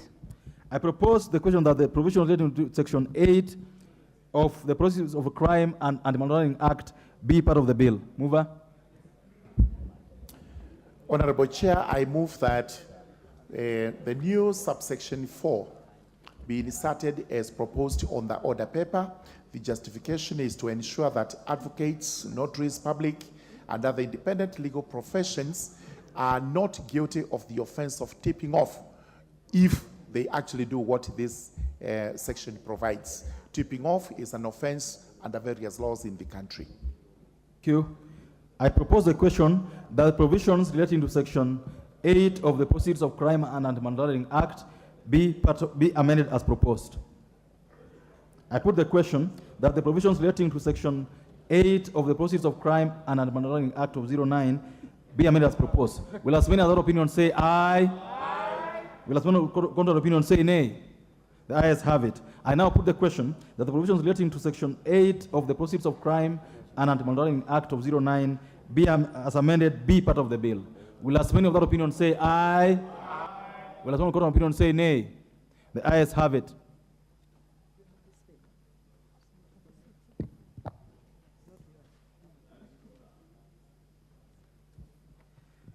I propose the question, members, that the provisions relating to sections 36(1), 36(2), 36(a)(2), 36(a), 36(a)(4), 36(a)(5), 36(a)(5)(c), 35(6)(5)(d), 36(a)(6), 36(a)(7) be part of the bill.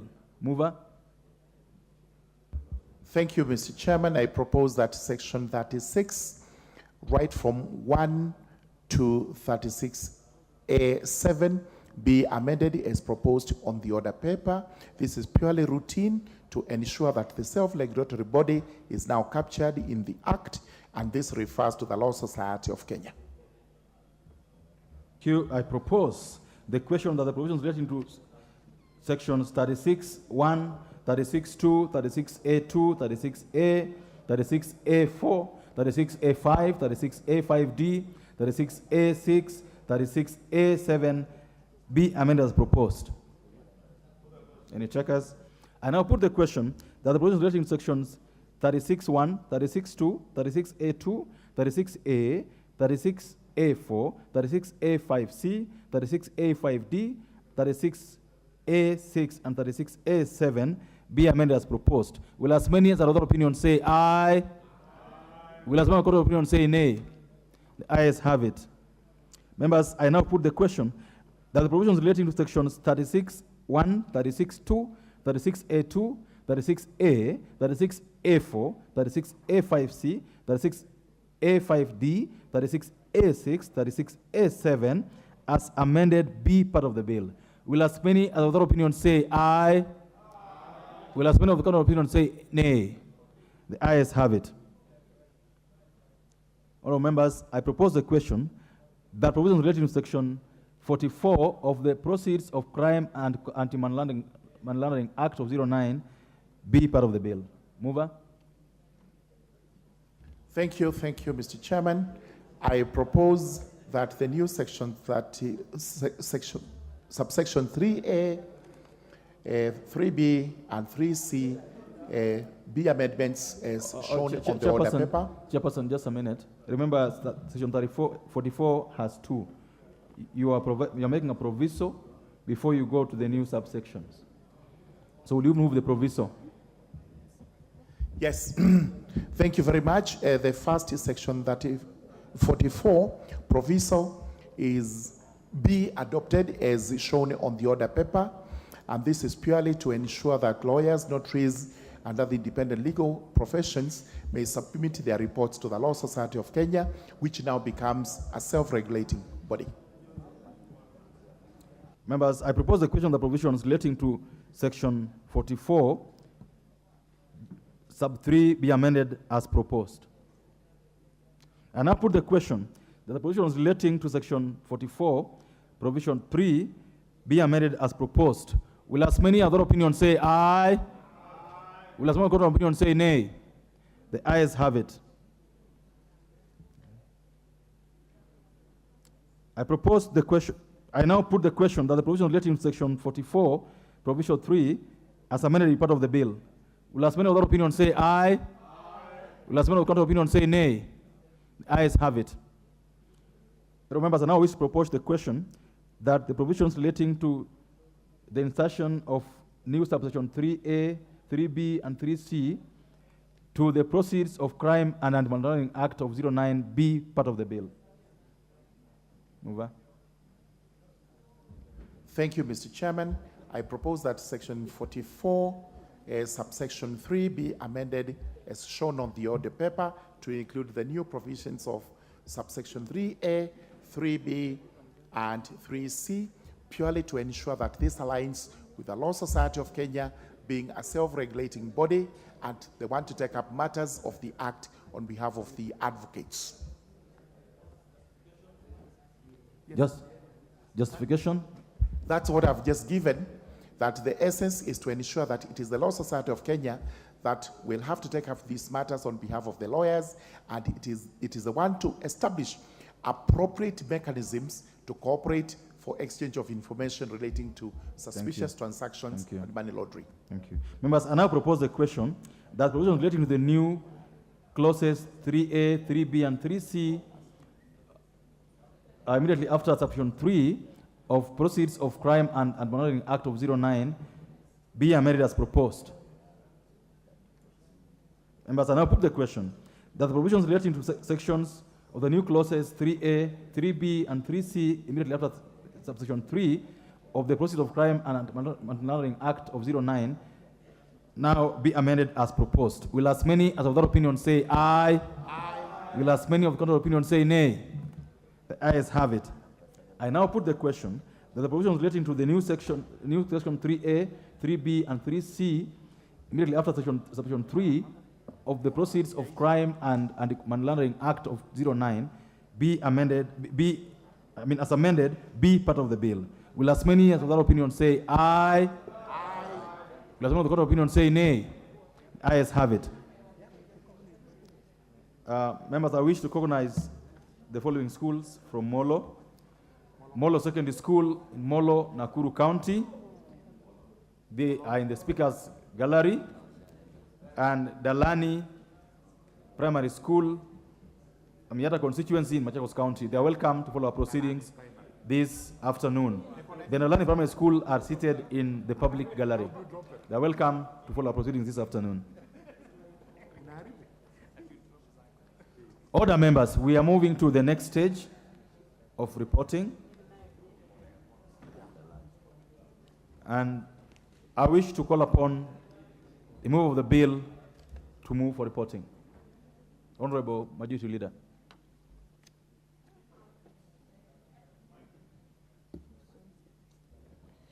Honorable Chairperson, I beg to move that the committee do report to the House its consideration of the Anti-Money Laundering and Combating of Terrorism Financing Laws Amendment Bill, National Assembly Bill number 35 of 2023, up to the provisions relating to the Proceeds of Crime and Anti-Money Laundering Act of 2009 and its approval thereof with amendments, and seek leave to sit again.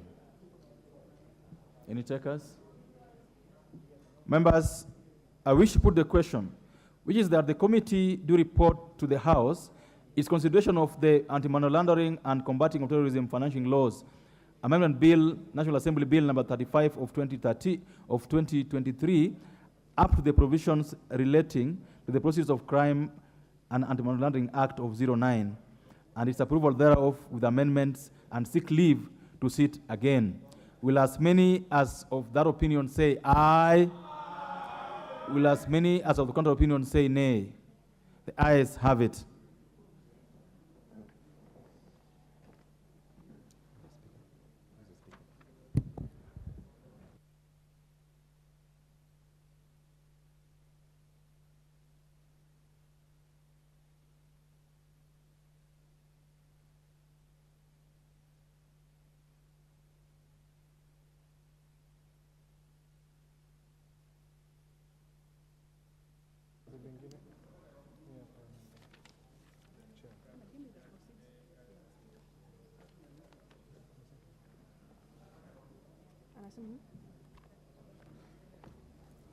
Reporting forms for your bill.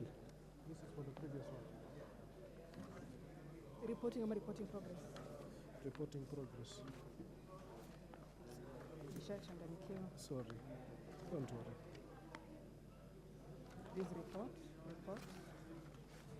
Reporting progress, yeah. For the speaker. Yeah, on your speaker. Yeah.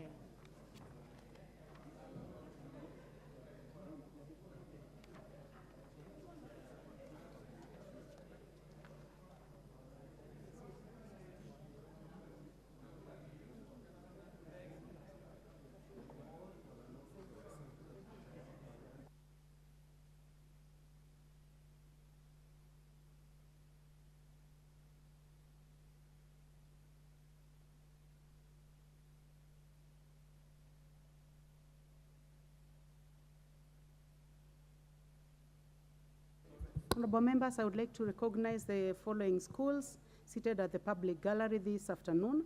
Namirembe Parents Primary School, Kampala constituency, Uganda. You are welcome to the National Assembly.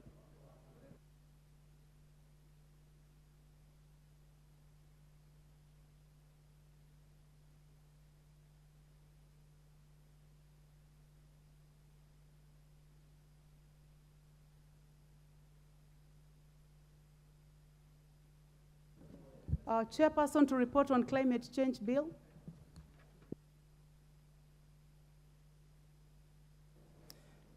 Thank you so much, Madam Speaker. Honorable Speaker, I beg to report that the Committee of the Whole House has considered the Climate Change Amendment Bill, National Assembly Bill number 42 of 2023, and approved the same with amendments.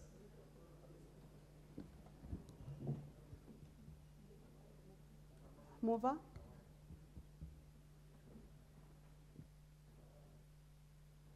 Honorable Speaker, I beg to report. Honorable Speaker, I beg to move that the House do agree with the committee in the said report. I also request Honorable Naomi Wako to second the motion for agreement with the report of the Committee of the Whole House.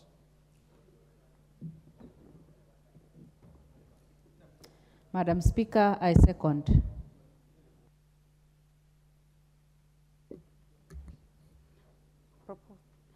Honorable members, I now propose the question, which is that the House do agree with the committee in the said report.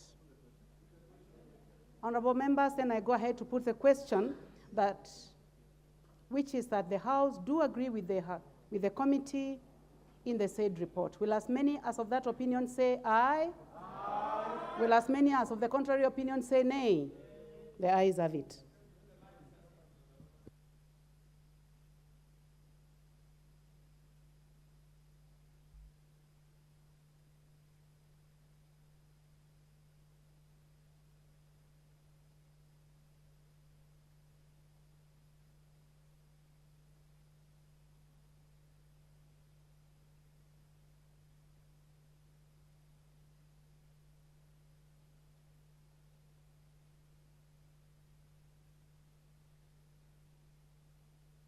So the mover to move the third reading.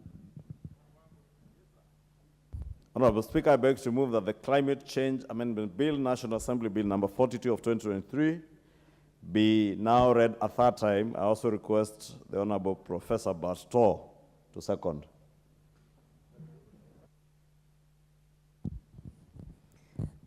Madam Speaker, I rise to second.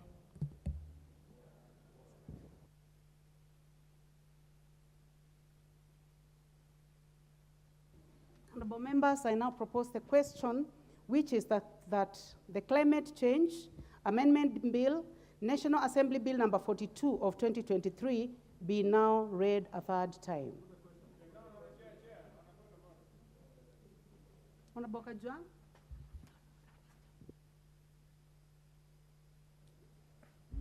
Mr. Chair, sometimes being a senior is not good enough. But you know, the majority leader knows that we don't have a quorum.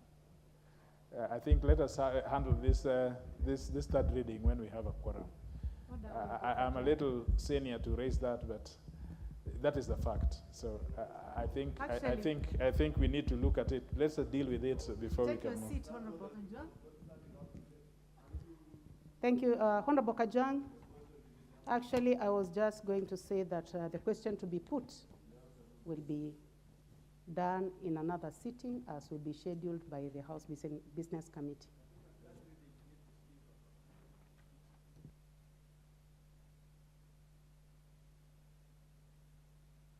Chairperson on the Anti-Money Laundering and Combating of Financial Financing Laws Amendment Bill, National Assembly Bill number 35. Chair. Thanks so much, Honorable Speaker. Honorable Speaker, I beg to report that the Committee of the Whole House has considered the Anti-Money Laundering and Combating of Terrorism Financial Laws Amendment Bill, National Assembly Bill number 35 of 2023, up to the provisions relating to the Proceeds of Crime and Anti-Money Laundering Act of 09, and approved the same with amendments and seek leave to sit again. Mover of the bill. Honorable Speaker, I beg to move that the House do agree with the committee in the said report. I also request Honorable Bowen Kangogo to second the motion for agreement with the report of the Committee of the Whole House. Madam Speaker, I stand to second. Thank you very much, Honorable Kagogo. Honorable members, I propose the question, which is that the House do agree with the committee in the said report. Is it the mood of the House that I put the question? Yes. Honorable members, I therefore put the question, which is that the House do agree with the committee in the said report. Will as many as of that opinion say aye? Aye. Will as many as of a contrary opinion say nay? The ayes have it.